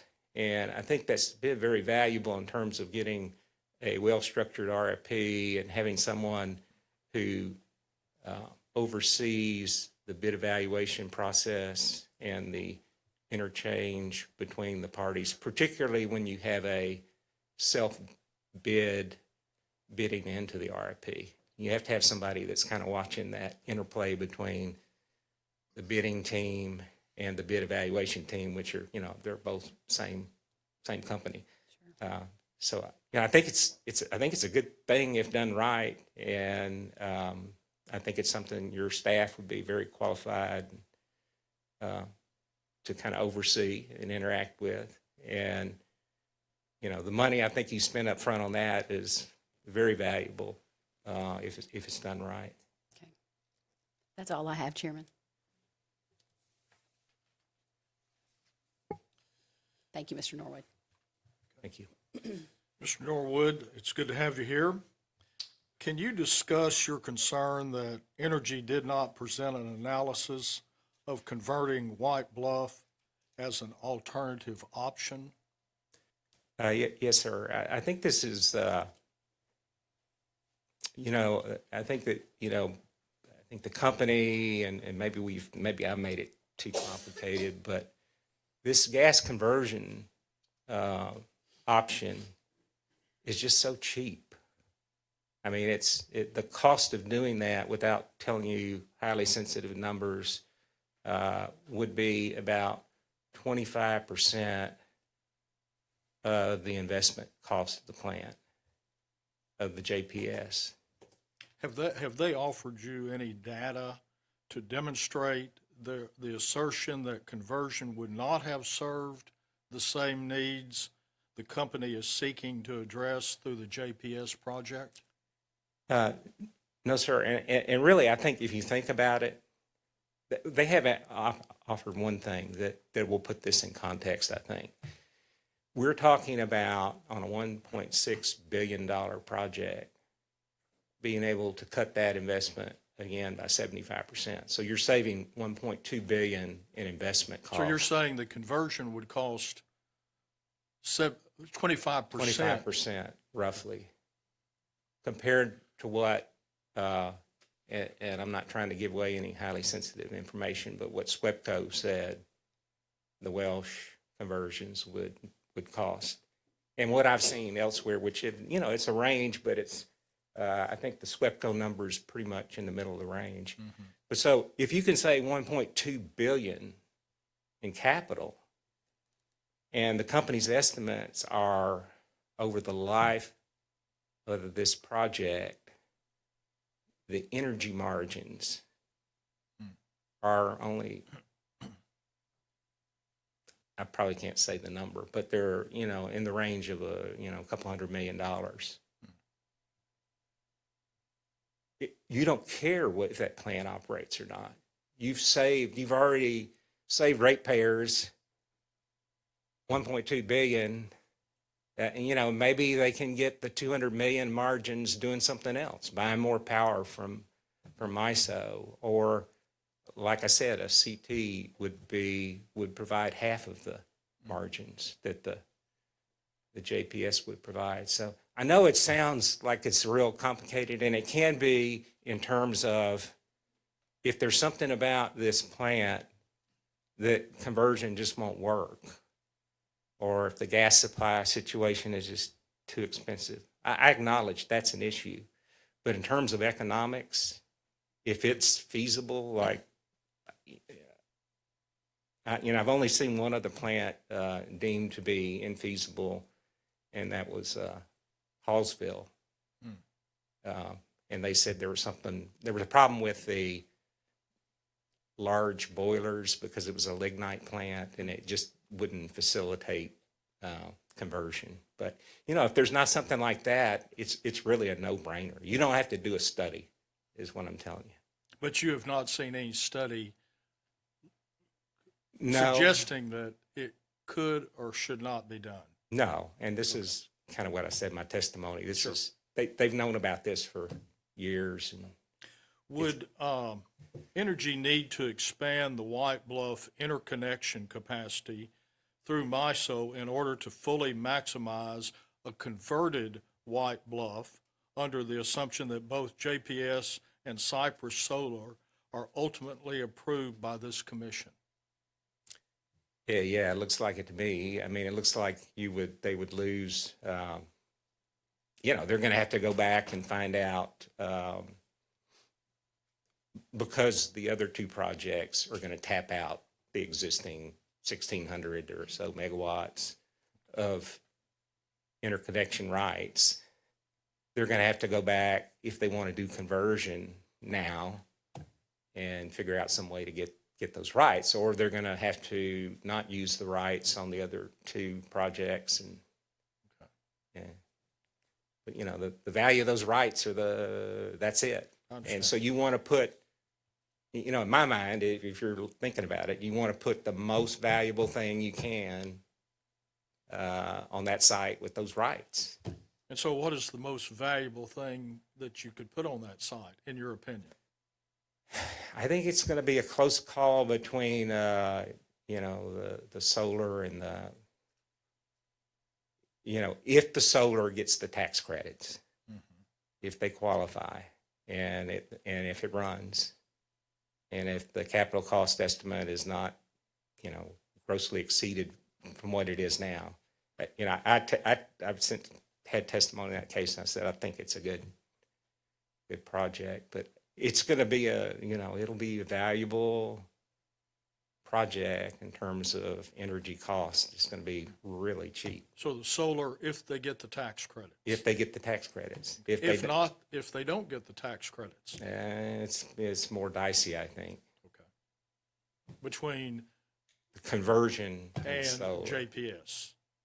No, Or- I'm saying between the conversion and, I think the most two valuable options there are the the conversion and the solar?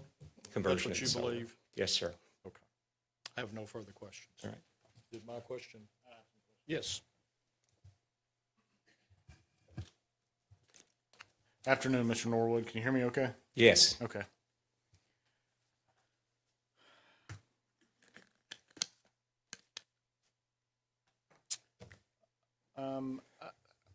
I think finally somebody has actually mentioned the overall cost of the facility, but I'm not sure exactly how to handle this. You filed as HSPI a different number for the overall cost for the facility, and I think you maintain that number through your final round of testimony. Yes, Can you sir. articulate for me the difference? I'm not quite clear on why you Yeah. are estimating a higher number or using a higher number than what the Yeah, company's using. that number was derived from Ms. Fielder's work paper and included AFUDC. Okay. And so I was just trying to be generous in terms of how much savings there would be Okay. with gas conversion. It actually would be higher if I use that AFUDC number. Okay.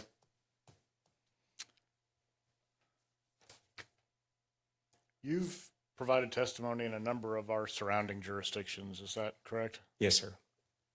Specifically Louisiana, Oklahoma, and Texas. Yes. Are you familiar with RFP requirements in those jurisdictions? Yeah, I don't think yes, I am. Particularly with Texas and Oklahoma, I don't think there's anything, they're probably like guidelines, resource planning guidelines as we have here. There's not a requirement, but they're uniformly used. I think they've become accepted as sort of the baseline standard that utilities have to meet with any resource, but particularly when there's a self-build bid to ensure, you know, that the market is tested. And so I think everyone does RFPs. Everyone now almost uniformly does all source RFPs, and there are IEs that are involved. Even when they're not required, the utilities bring them in for an additional level of assurance that it was done correctly and fairly. So beyond whether an RFP needs to be done, whether it's a requirement or accepted best practice, whatever we want to call it in those states, can you speak to specifically the use of independent monitors or independent evaluators in those jurisdictions you mentioned? Yeah, I mean, And in what circumstances they're used? Is it There- for all RFPs or specifically when there's a self-bid? I think the last maybe 3 years is all RFPs. Okay. And that's the result. Again, I don't think it's a rule requirement, but I think there have been enough cases decided where the issue came up, and I think it's just a standard. It's just a standard. Okay. Can you help me understand or articulate what you think the company's specific need is they're trying to address with this resource? I think it's in my mind, it's a capacity need, and I think that's always in these cases. There have been very few cases I've seen where a company says we need more energy, because if you think about it, all of these utilities now are participating in regional energy markets, and they're highly competitive. And regardless of what you think your system needs, the market's going to determine what's the cheapest resource each interval of each day of each period. And so, and I think that's why I was asking earlier, I'm not really sure what this energy coverage term is. I think what Entergy is saying is we want to be able to supply all of our energy from our resources. We want to have resources that will be adequate to cover all of our forecasted energy requirements. And I don't think that's necessarily the most cost effective, or do I think that's necessarily even a common thing. That if you look around OG&E, for example, PSO, SWEPCO, I looked at earlier today, about 40% of their energy requirement is market purchases. And there's nothing wrong with that. I think there might be, over time, as energy prices get maybe short and more volatile, there might be more analysis you see in these IRPs to say what is the optimal mix of owned resources versus market purchases. Because there is some risk there. Obviously, you have, Uri, and prices went crazy, and even though it was a short period of time, it is a risk. But I really don't understand this. They've got this energy coverage business in their IRPs, and in the testimony they seem to show that this nice little graph with and without the plant shows that they have to have 95 or 100% of their energy supplied by their own resources. Well, I don't think that's right. I think that's a more complicated issue, and so I don't think the energy need is necessarily determined by a little graph. I think you have to look at the resource options you have and put them into a production simulation model regionally, so you can see margins produced by that resource in that market and how that flows back to the utility system. And it could be, I think in a lot of cases it is, if you look at the capital and the energy benefits, what you think you might need, which is, they say they need a new expensive combined cycle plant may not be what's best for customers. Here, I think it's clearly not what's best for customers. So you agree that there's a need, but after reviewing Ms. Fielder's testimony and the IRP, do you think the need that's actually been identified is just a capacity need? I think there's no question there's a capacity need, and in these, at least in my experience, you know, a lot of years, the capacity is what drives the new resource. And then beyond that, you have a selection of options. You've got to do modeling to see what produces the best overall result for the customer. And here I submit that it would be hard to find something cheaper than gas conversion because the capital cost to keep that plant is nil. I mean, it's very low. And so you're starting off with a billion or so advantage without even producing energy. And you have to, so, I mean, maybe you know, maybe they need to run some analysis of that, but I think it's pretty clear cut from what they have shown on projected value of the combined cycle that the energy benefits of that are not going to come close to overcoming the higher cost you pay for the combined cycle relative to gas conversion. You would agree that not all resources are created equal. They all bring different types of benefits, all address Yeah. different types of needs. That's correct. That's correct. But you think in this case, the broader need is just capacity, and so a gas conversion would meet that just as well as a combined cycle? But because of the cheap cost of the gas conversion, for this particular application, you've got a plant sitting there, you know, with all the infrastructure and the rights. And, you know, if the conversion is not fatally flawed due to some technical issue that has not been identified yet. So maybe not a perfect fit for the need, but because of the cost difference, you think it's justified? If this is like Welsh, the Welsh units, this is in my mind, it's a no-brainer. You don't have to run a model. It's going to be the cheapest. So you mentioned potentially we should consider a hard or soft cap.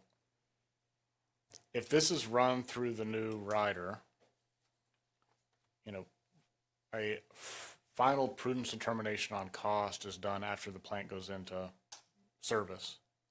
What is the functional difference between a hard cap and a soft cap given that? You know, I haven't thought through how that would be administered, but I think you have,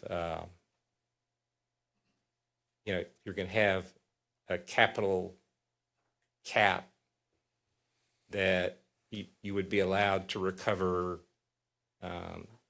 some amount through the rider. And when you got above that cap, you couldn't put it through the rider. And then when you get into the rate case, that's going to be the time that you always then evaluate whether overruns were prudent or imprudent. And, you know, subject to the terms of the cap, some caps have force majeure provisions. Subject to those terms, or there are additional amounts that can be allowed above the cap that weren't in the rider. So in terms of a soft cap, it would still go through the rider, but what happens at the end? That additional expense is more subject to disallowance? I'm not sure exactly how a soft cap functions. Well, the soft cap typically is with that in a regime without a rider. A soft cap, you just get to the base rate case where the plant's completed and about to be put into rates, and the company has the right to argue that amounts spent above the cap were prudently incurred. A hard cap says usually there's a force majeure or change in law provision, but that would set a ceiling above which you couldn't recover amounts, you know, unless there was some crazy storm that blew the thing down, did something that affected the cost that was not foreseeable or controllable. Back to the need that you think is identified here. If capacity is truly the need, you spent some time looking at the 2024 RFP and testified or filed some testimony on the issue. Do you think that RFP was too narrow then for such a broad need of just general capacity?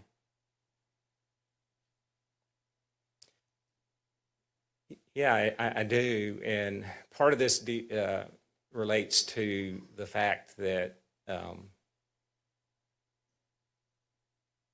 there's not a whole lot of time between now and the time the need is forecasted to fulfill that need. And so the company, if you looked at the RFP, the company said, well, we have all these alternatives, but they narrowed it down to purchase power agreements, capacity purchase agreements, just capacity, and existing plant acquisitions. But they all had to be available, I think, no later than December of 2026.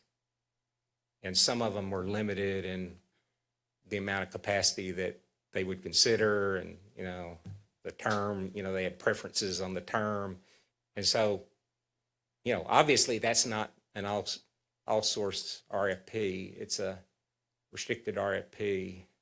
And so ideally what I would say, and maybe staff had recommended this in a recent case, but right now we're in a real volatile situation in terms of load growth and changing reserve margin requirements. And I think it would be valuable to have what many states have already done, which is ongoing RFPs, like annual RFPs, all source RFPs. So you always have information on the market churning, and if there's something that happens, that you hadn't anticipated, you're ready to go to pull the trigger. And the way it is now, it's just sort of ad hoc as to when RFPs are done and how they're structured and what has to be looked at and evaluated and reported to the commission. And so, Are you speaking about jurisdictions you're particularly familiar with that have these ongoing RFPs? yes. Which? Well, Virginia is a very good example, and Okay. and they have part of that is because they have a zero carbon type plan, and so they have requirements, a big system, but they have requirements where they're adding capacity every year, big blocks of capacity. And of course they have data center load out the wazoo, 20,000 megawatts coming. And so they've been forced in doing that. But I think if you think about it, why wouldn't you, the company's testimony here is that these markets changing. That was a year ago. This is all different. Why wouldn't you then be constantly soliciting in a systematic way with some oversight with the commission and an IE, and so there's no surprises where when they come to the commission, you kind of have the gun to your head because you don't have time to go back to the market. If they present something that's not good, then what do you do? And I struggle with that. Sometimes that costs are going up. And even though I know this is a bad project, maybe it's maybe it's hurting my clients if you send it back because what you're going to get back might be more expensive. So that's the other thing you have to think about. And there have been cases where I've recommended, when the process was just terrible and costs were not good, but I knew that if they went back, they were going to be paying more. Customers going to be paying more. And are you concerned that's the case here? Well, they've got options. That's why I like this gas conversion. You know, it's two to 2.5 year build out. It's like a bridge. It's a no-brainer, and that gives them. You know, that could be 1,500 megawatts. Perhaps. It's low cost. It gives you some breathing time to let this market cool down, perhaps, and to be sure that all this load you're assuming is coming from new data centers and stuff actually comes. You could, it gives you like a Band-Aid for a period of time, and it's kind of a no-brainer. I mean, it's if you want to do something really strategic and it's going to help keep costs down and attract loads, that's the kind of thing to me that makes sense. Do you think the market's going to cool down in 2.5 to 3 years? No, what I'm saying is that you do the gas conversion, you've got a new resource that probably operate 15 years. So you've got all of a sudden 1,500 megawatts of new capacity at a fraction of what you'd already otherwise spent. And, then maybe you want to do the solar projects too, or maybe you want to go out for a real properly structured RFP that gets some bids in for the gas plant to be sure that that's reasonable, or just let the CT market, the combustion turbine market, cool down, because it is hot right now. I think this is the last question. In your direct on page 22, you talk some about the 2024 RFP. Yes. You note a number of things that were required for of each of the solicited or of the solicited resources if they're going to be responsive. One of which was that it required proposing parties to assume the risk of unexpected cost increases and regulatory disallowances related to their proposals. Yes. Now, ultimately, they got no bids under this RFP. Is that right? Oh, they got bids, but it wasn't structured. They didn't ask for new projects. So again, I don't think, and they excluded their own project. We're not going to bid into this. And they told them that in RFP, which is, to me, is like probably not a real great thing to do, because you're sort of telling them up front, we're going to do our project too, but we're not going to put in a bid.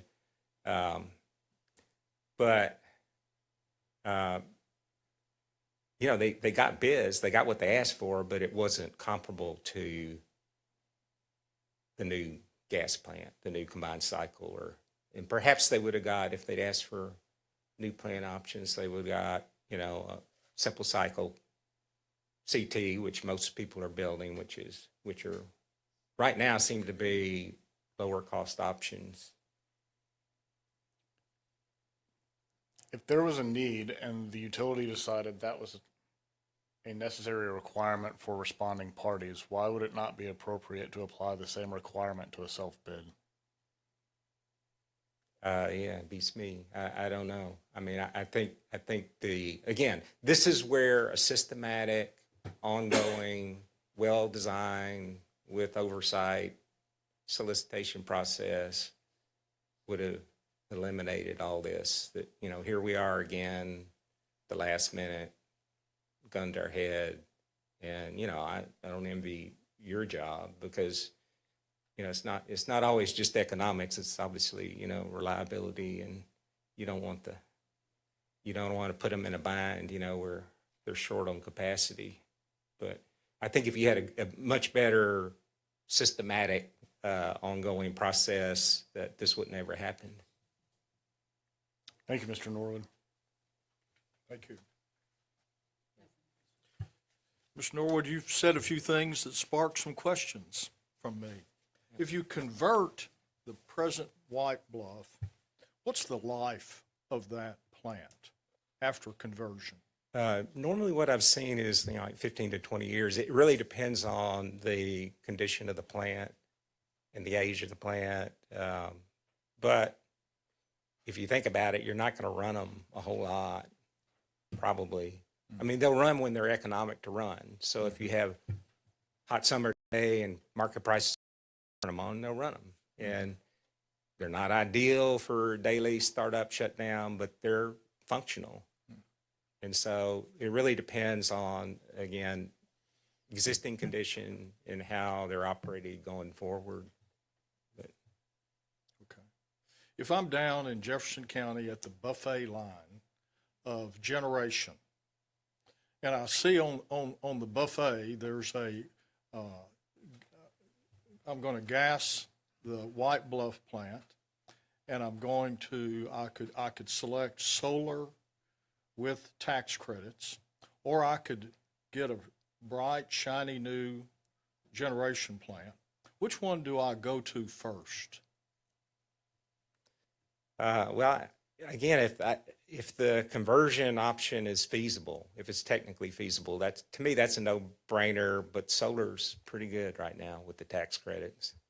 If they can, and think about it, the tax credits are gone after this project, and that's why, How long will tax credits be available? Do you know that? I don't know that, okay? Yeah, I think you have to be under construction at the end of this year, and 2 years after that, you have to be in. But as long as you start construction by the end of this year, I think it is, that You qualify. you get the safe harbor. And So the first thing you would put on your plate is reconditioning White Bluff to burn gas. well, yeah, certainly that should have been studied already, but yeah. If the studies ran. And Yeah. so what would be your second thing?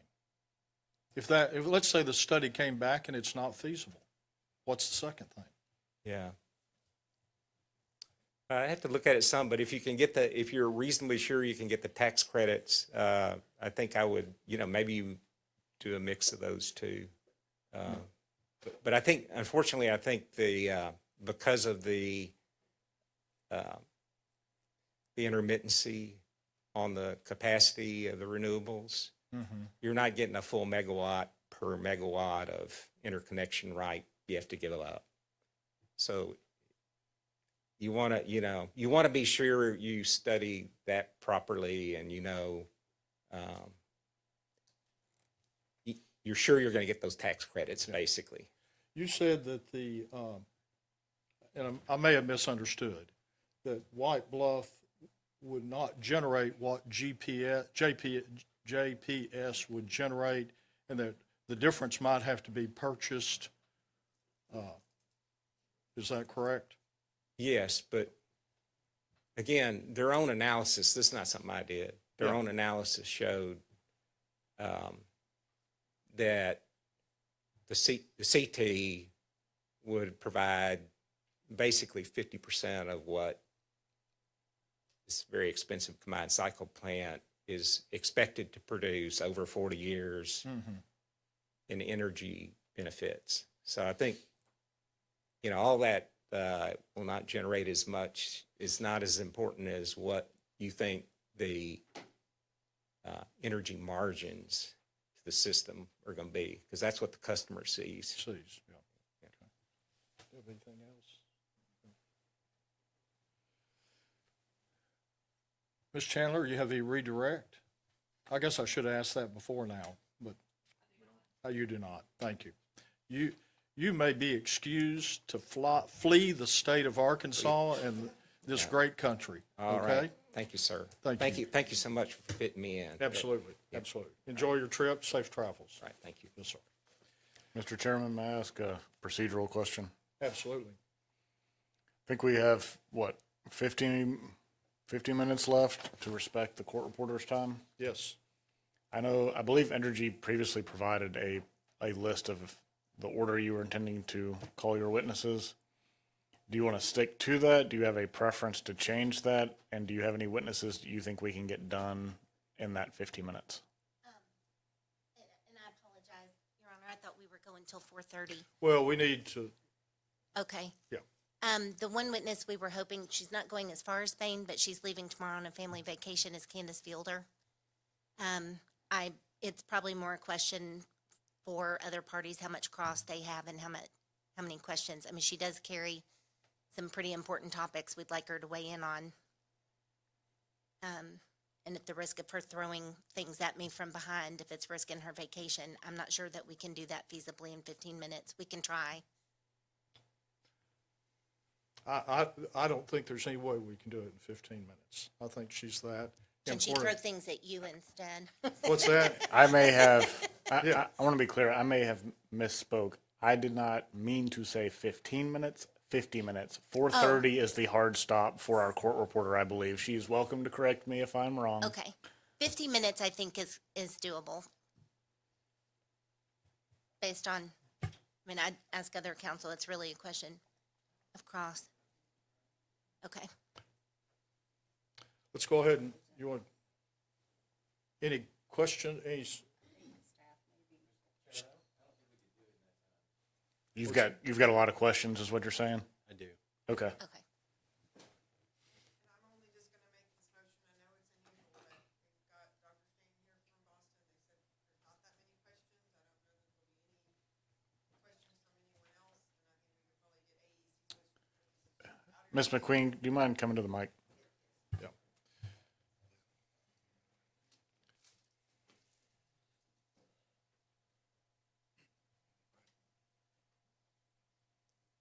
Strictly just suggesting we have two experts here that I think there's very limited cross and we could probably move through them and they wouldn't have to come back and travel, which AEC would appreciate that because it's a pretty significant hit to our budget to have them coming back and forth, you know. So that was just my suggestion to make up the 50 if we can't get to Fielder or Mr. Ruiz, because I think both of them are longer than that for all of us. Yes, yes, ma'am. We do have 3 other witnesses for whom cross is waived by other parties. Ms. Morris and Brad Phillips and Brad Cullifer. You know, in keeping with the order of the parties, we could also take them in the 50 minutes or try to take a portion of them. I hate to interfere with Miss Fielding's vacation, but it appears that's going to be the case. And always remember, you suggested Tuesday, not Monday. Okay, anyway, I think that was the, let's go ahead and take the 2 experts of Miss McQueen's. Let's see if we can knock them out, since they're from out of town. Miss McQueen? Do you have any objections to that? I suppose not. We're going to proceed. I don't hear any. Call your first witness, I call Dr. Liz Stanton. okay?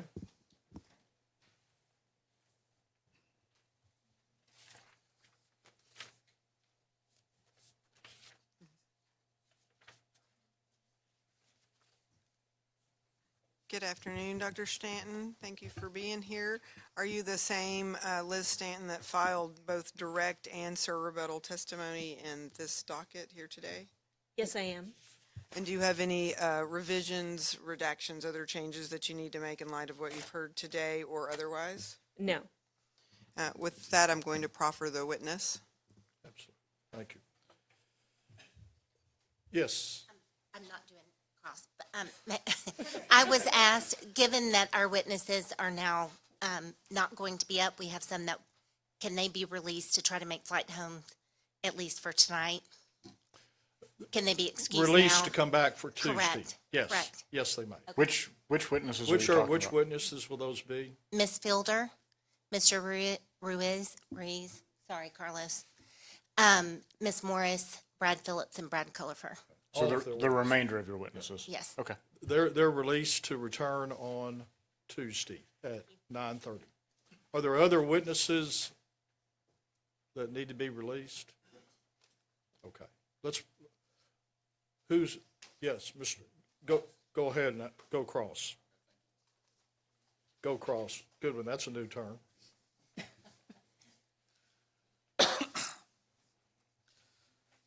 Afternoon, Ms. Stanton. Good afternoon. I see in your testimony that you've testified in a variety of states. Is this your first time testifying in Arkansas? It is. Okay. Is it fair to say this is your first CECPN proceeding in front of the commission? Yes. Yeah, okay. And I believe you've made the claim that Entergy Arkansas's CECPN filing was incomplete. Is that correct? Yes, in the sense that there were materials that I think were necessary to support certain claims that were not provided.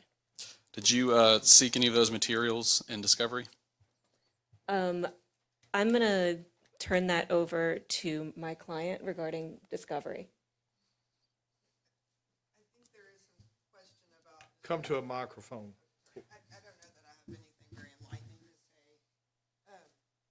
to say. I think to the extent there may be some question, can I just ask Micah real quick?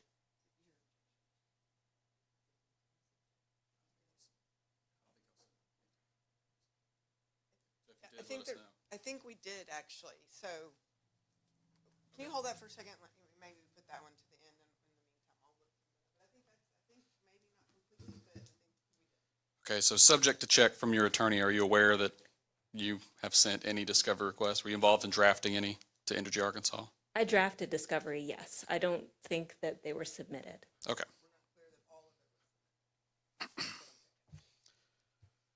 Are you aware that the Commission's general staff have determined that EAL has satisfied the CECPN criteria, all the statutes and rules?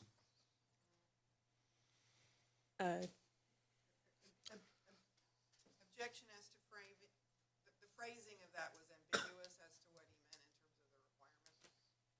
Can you rephrase that? I can. Okay. So, Ms. Stanton, a few minutes ago, you just said that you believed that EAL's CECPN application was incomplete. Are you aware that staff does not agree that it's incomplete? Yes. Okay. Do you have your testimony in front of you? I don't. Do not. Okay.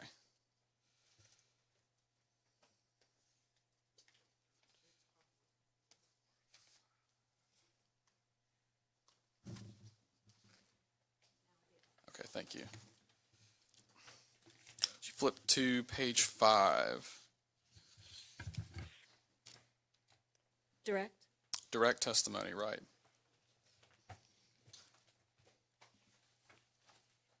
I'm with you. Okay. I'm going to ask you a question about lines 8 through about 12. Give you a second to read it.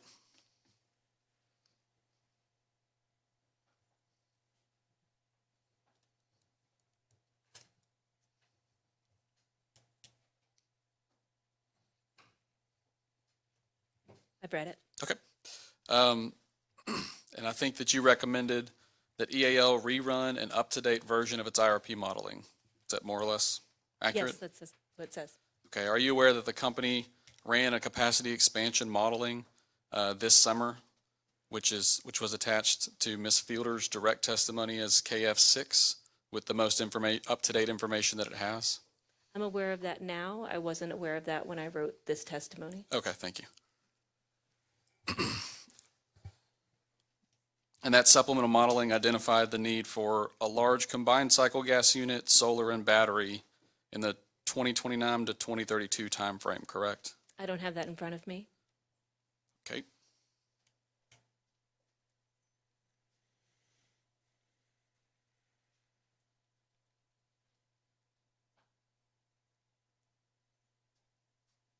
That's fine.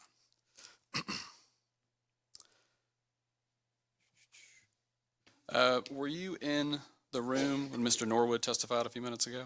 I was. Okay. I believe on page 15 of your direct, one of your criticisms was that and I'm quoting, but it's page 15.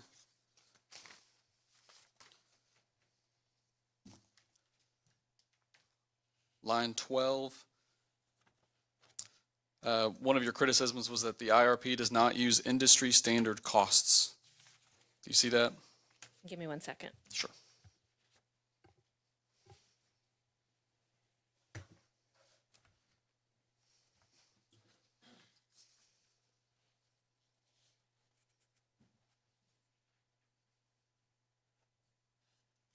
Okay.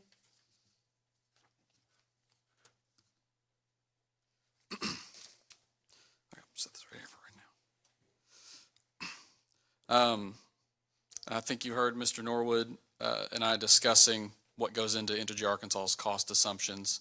Do you have any reason to dispute all the things that go into the company's cost assumptions, like its RFP results, its ongoing projects, results from feedback from firms like Black & Veatch or Sargent & Lundy? Any reason to dispute any of that? Do you mean, do I dispute that that's what you used, or am I disputing that that's appropriate, or dispute what? Are you aware of any facts that are, would you dispute that that information actually does go into the company's technology assessment? Oh, not at all. Okay.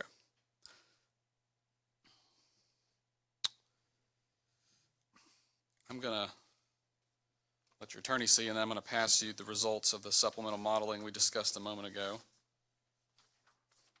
Make sure I send the right version.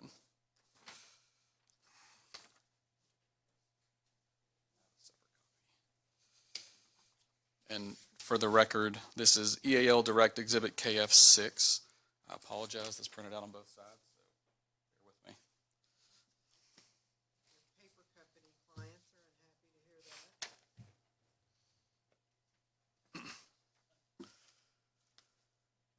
that. Are you with me? Can you tell me what I'm looking at? This- Supplemental modeling, right? Correct, and this was filed as EAL Direct Exhibit KF6. This is the results of the modeling that Ms. Fielder ran earlier this year. Okay. Okay. And to simplify things, page 2 are the IRP preferred portfolio analysis, and page 3 is the supplemental modeling. So, Yes. okay. And you don't dispute that this modeling identified the need for a large combined cycle gas unit, solar and battery in the 2029 to 2032 timeframe, do you? You're referring to the change case? Yes. And say again what I'm confirming for you? I'm just making sure that you don't have a reason to dispute that this modeling identified a large combined cycle gas unit, solar and battery, starting in 2029, ending in 2032. It's showing that here, yes. Correct. Approach a mic, please, Ms. McQueen. Just clarifying that this is just a chart of the modeling, it's just a representation. The witness doesn't have any of the background information. To the extent that that's required for her to make an answer, I was objecting. Mr. Goodwin, do you have a concern about that? Do you have a response to that? Ms. Stanton challenged Ms. Fielder's supplemental analysis and basis of need. And we have provided all of the background information that would go with this as work papers or filed it in the record. Go ahead and proceed. Okay, thank you. So a few seconds ago, we were talking about we were talking about page 15. So I'm sorry to bounce back and forth. You got to bear with me for just 1 second, and then I'll stop bouncing. Line 12 and 13. I believe you state that EAL appears to use inflated costs for renewables and storage, correct? Yes. And you're willing to concede that the company's modeling, even in spite of these inflated costs, still picked solar and battery with these load assumptions, correct? Oh, I can't tell that from just this graph. I mean, you can see that that's one of the results of the model. It doesn't mean that a model chose it. There are other ways that that can get into modeling results. Are you making an accusation that that was manually inserted into the model? It's not an accusation. It's something that is commonly done in modeling and is done in some of your runs, I believe, where a particular resource is pre-selected or is hard-coded, is what it's normally called, into the running of the model. And then, yes, inevitably that becomes part of the findings. And I'm saying that just from looking at this graph, I can't tell what led to the inclusion of that resource. Understood. You read Ms. Fielder's testimony describing this, correct? It was a while ago, but yes, I'd have to have it in front of me to answer any questions about it. Right, and the asterisks at the bottom of this, page 3 of this slide, says 2022 RFP solar and 2029 CCCT removed from base case. APSC approved 2029 CT shifted from June 29 to November 28. Do you have any reason to dispute that those are the assumptions input into this model? No. Okay, thank you. I believe we can stop with the model. On page 16 of your direct testimony,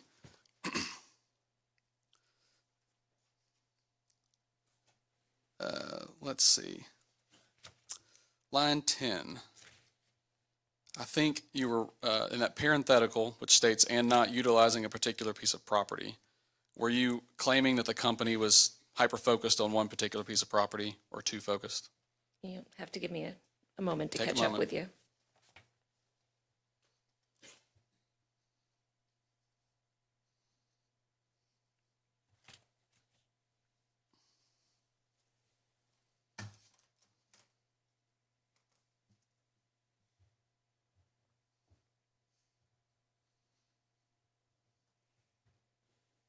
Can you ask your question again, please? Sure. I'm wondering if you're making an accusation here that the company was over-focused on a particular piece of property, that property being the White Bluff facility. I don't think my parenthetical there represents an accusation. I Okay. think it's a clarification, or it's adding context to the sentence. So, Okay. All right, that's fine.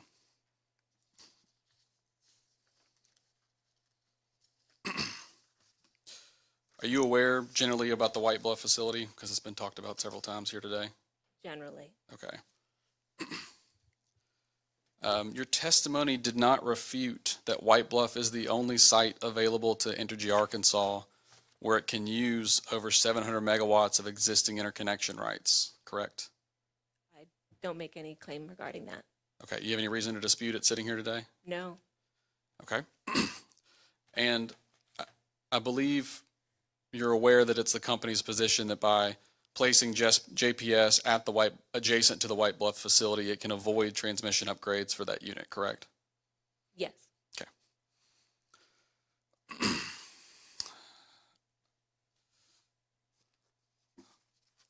Okay, getting close.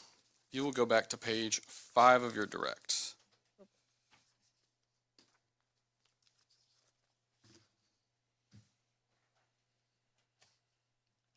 I'm on page 5.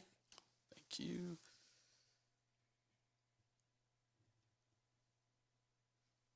Lines 16 and 17. I believe it's one of your recommendations that the commission should require EAL to conduct an all-resource RFP and make its results available to stakeholders. Who are these stakeholders you're talking about? I'm using the term generically to refer to parties having an interest in the case. So the parties here today would be stakeholders. There could be other ones as well. All right, so it's your position that every party in this room should be entitled to see the results of a RFP? Yes, Okay, are you aware that there are, there's a trade association in this room that represents entities that bid into RFPs of Entergy Arkansas? yes, I am. I've heard that today. So, Okay, and you see how that could manipulate some of the results we might see in future RFPs if that were to occur, correct? I think that's way outside of the realm of something I can testify to. I don't know how they're going to use that information or who they're going to share it with. And I think in saying that results should be made available to stakeholders, I think there's a lot of different levels at which those results could be made available, and which I've seen in various cases of making it available in a way that restricts certain information or makes it more palatable in terms of protecting sensitive information. So there's different ways to provide that information. Did you make any of those caveats in your direct? Do you want me to read it back? Or? No, I'm wondering if you stated anywhere in your direct that the results that should be provided to stakeholders should be redacted or the overall price withheld, or if that's something you're just bringing out today. I didn't make any qualifications on it one way or another. Okay. Thank you. That's all I have. I will take that unless you would like to hold on to it. Oh, no, you may have that. Thank you, Mr. Goodwin. Mr. Cox?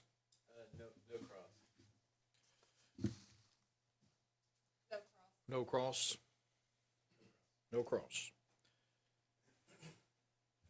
Any redirect?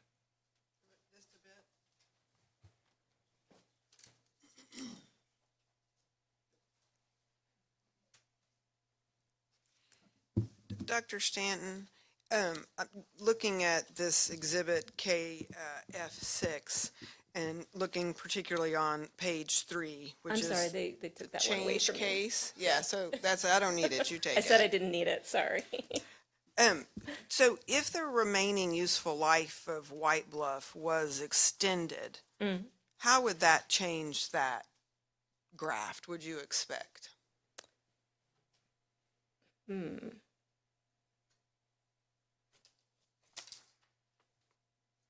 I'm looking because neither of these graphs have units on them, so they don't say whether this is a graph of generation or capacity, which I think my answer would differ a little bit in either case. But if there were an additional resource, say that White Bluffs was able to continue, right? In that case, with an additional resource, the needs for new resources to come online would be lowered. So I would expect some combination of the resources shown here to not be needed. Would it, and perhaps even shifting out to a certain degree depending on how long the remaining useful life is extended? I mean, it's a coal plant, so I'm not suggesting like a 15-year extension, but if you got even 2 or 3 years, would it change the outcomes that you see in that graph as well as the testimony that you've reviewed today, would you expect? Yeah, I would expect that, yes, that it would shift it outwards. And as I was saying, that certain things wouldn't be necessary or, as you say, would be moved a little later. And do you see, and can you see from this information that you've been provided, or maybe there's somewhere else in testimony you want to point us to, I don't want to limit you, but is the conversion option represented there, or is that just an option? Is the conversion option, is that presented in that chart in any way? My understanding is, and from listening to testimony today and from what I recall of, reading Entergy's materials, is that no, it is not represented here. Because it's still under study that was my understanding. Was that yours as well? Yes, that because it's still under study, it hasn't been included as an option. And if it is feasible, do you agree with Mr. Norwood that it could be a first order resource for the need that we're seeing on capacity? In capacity, I'm sorry. When I say first order, if you heard Chairman's Webb's, questions about like, how would you like to see White Bluff replaced? Which one do I take at the buffet? Yeah, which one do you take at the Generation Buffet? I love that, by the way. Like, what's your response? I'm not as familiar of the cost comparison as Mr. Norwood is. I heard what he testified about it being, 25% of the costs expected here. If that's the case, then I have to agree that that sounds at the very least like a cost that would need to be investigated, that would need to be included in systems modeling so that you can see how the rest of the system reacts to having that available. Okay. That's all I have. Thank you. Thank you. Mr. Chairman, I'm sorry to interrupt. Can I please be permitted one qualifying question? I promise you, it is a procedural question only, not of substance. I'll give you some leeway Thank you. since it's procedural. Sorry, Ms. Stanton. I believe the answer you gave earlier was not entirely clear. We just want to be sure. Did you actually send discovery to the company? It was a little muddled if that had actually occurred or not. I don't understand my role as being the one who would send. The client would send it. And I'm an expert witness working for the client, so I drafted discovery. And what I'm saying is that you would need to refer questions for what was sent to you or sent to the commission to the client. Okay. Thank you very much. Thank you. Commissioners, any questions? Yeah, I've got one or two. Proceed. Good afternoon. Good afternoon. One of the recommendations you provide in your direct is that the company should be required to provide or establish need in this docket and not rely on the IRP. Are you contesting that there is not a need for the resource? I'm saying rather that from my review of the materials in this case and in the IRP materials that were submitted in this case, that I didn't find them a sufficient demonstration of need. I found them insufficient. Okay. I think that's all I have. Thank you. Nothing. You may stand down. Thank you. You're free to leave the state. I'll get right on that. Thanks. Okay. Ms. LeConte? Oh. Should have said, Ms. McQueen, call your next witness. Thank you for doing that for me.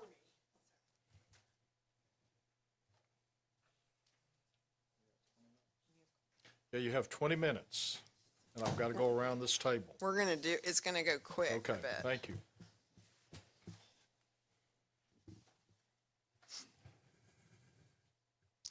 Good afternoon.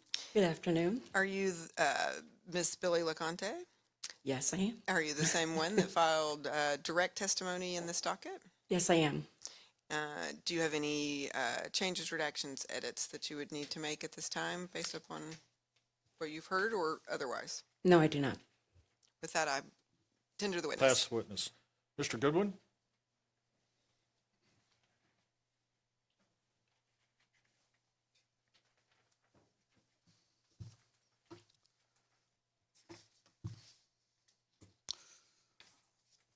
Ms. LeConte, do you have your testimony in front of you? I do. Okay, great.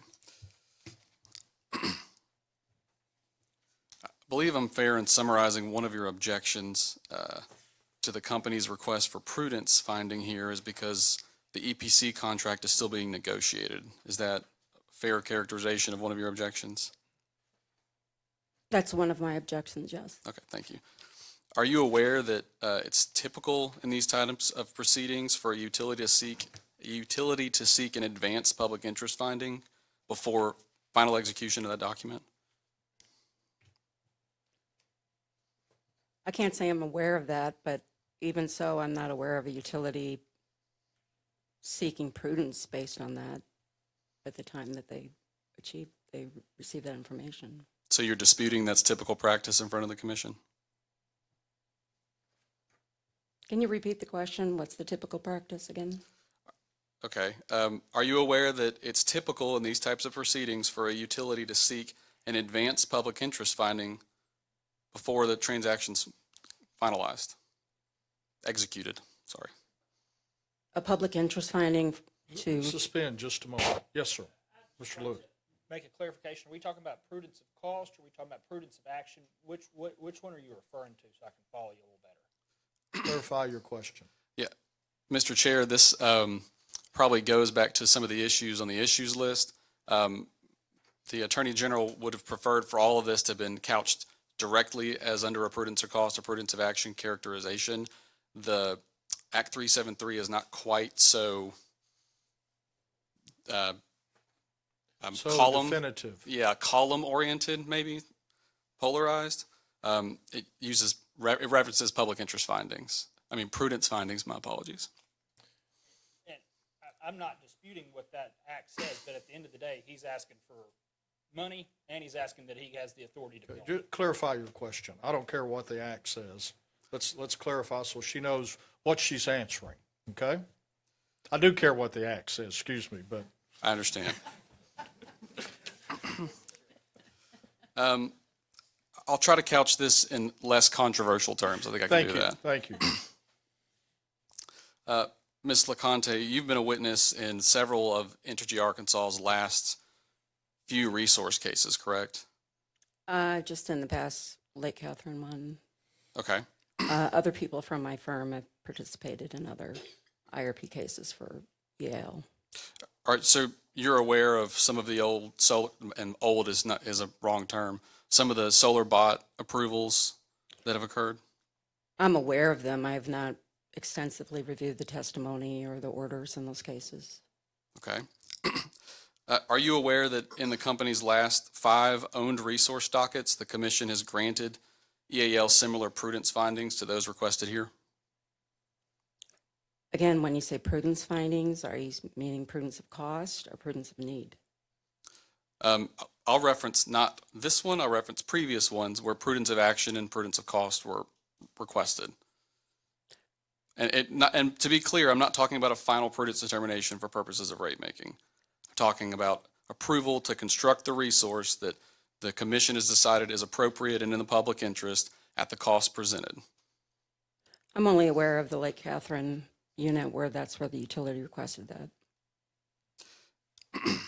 And the commission approved that facility to The be commission constructed? approved the facility, but it's my understanding the commission didn't approve prudence of cost. I understand. That's your position of that docket. So as I understand your testimony, you view a prudence finding only occurring whenever the resource is placed in service, correct? The prudence of cost is determined when the resource is placed in service. Can the commission issue a prudence finding to pursue the resource initially? I'm not going to say what the commission can or can't do, but it's my understanding that that's possible. Okay. But it's your recommendation that the prudence review only occurs, the one prudence review in your mind only occurs when the plan is placed in service, correct? Yeah. I'm just going to object to the ambiguity of the question regarding what kind of prudence we're talking about again. Clarify your questions. All right, Mr. Chair. I'm actually just asking Ms. LeConte's view on prudence here. So explain to me when you think the correct prudence review occurs. Okay, well, first there's prudence of action, which I think would occur in this proceeding. And then there's prudence of cost, which would be determined once the plan is completed and the utility seeks to include the cost of the plan in its rates.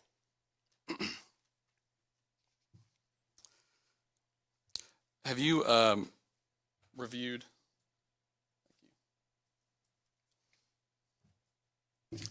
Ooh.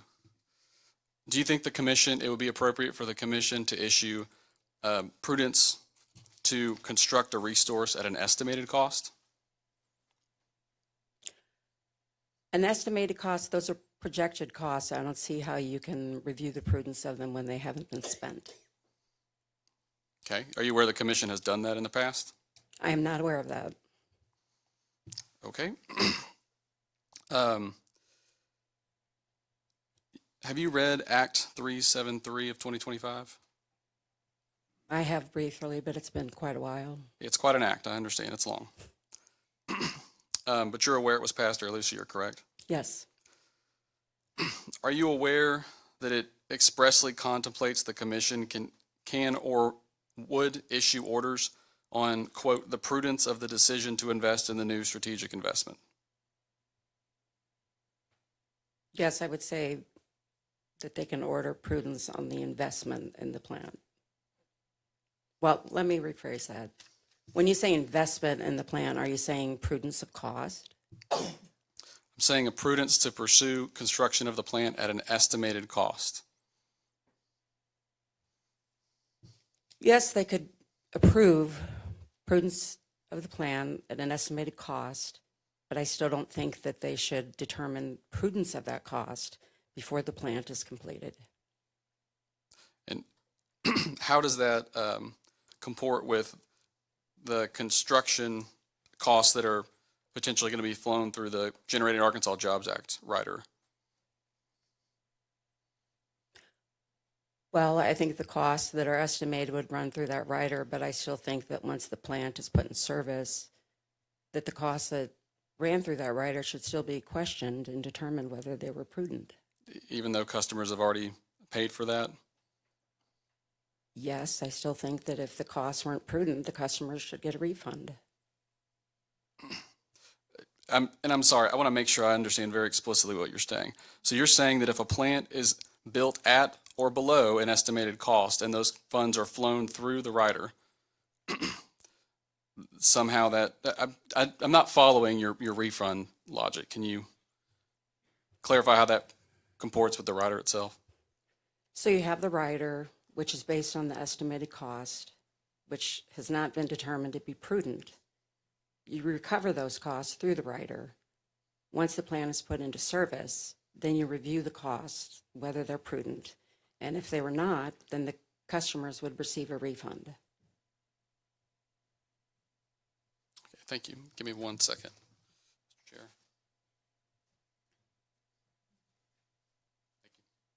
Thank you. That's it for me. Thank you. Thank you, Mr. Goodwin. Mr. Cox? No questions? No questions. Any redirect? Very simple. Yes.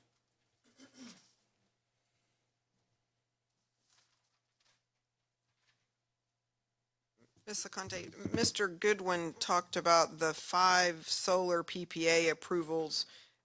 Did I understand correctly that you're generally aware of the dockets but didn't Yes. participate?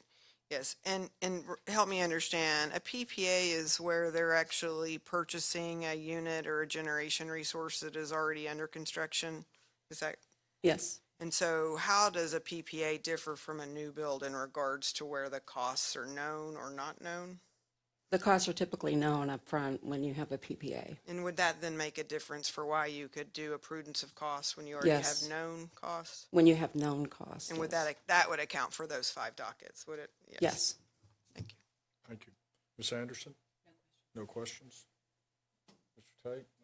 No questions. Are you from out of state as well? I am. I'm from Missouri. Missouri? Oh, Lord. Yes, we have a good football team this year. Okay.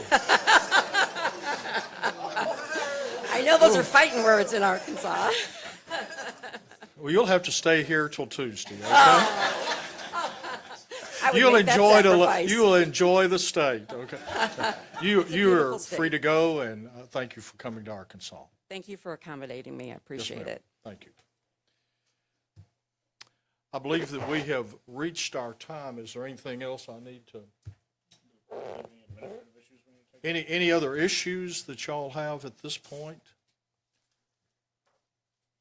Seem to be the spokesperson here, so, I don't know if it's helpful or not in the 10 minutes, not knowing what questions y'all may have, but there is no cross on 2 of staff's witnesses on the uncontested issues, Mr. Martin and Mr. Herring, so I don't know if there's any value in trying to put them up or down depending on questions or getting them excused. Let's just wait till Tuesday. The court reporter, I think, has got to go see a granddaughter and should be there at 5:30. And woe be it to me to keep her from seeing her granddaughter. Okay? Is that right? Okay, very good. We will stand in recess until 10 o'clock on Tuesday. 9:30 on Tuesday. Thank y'all for being.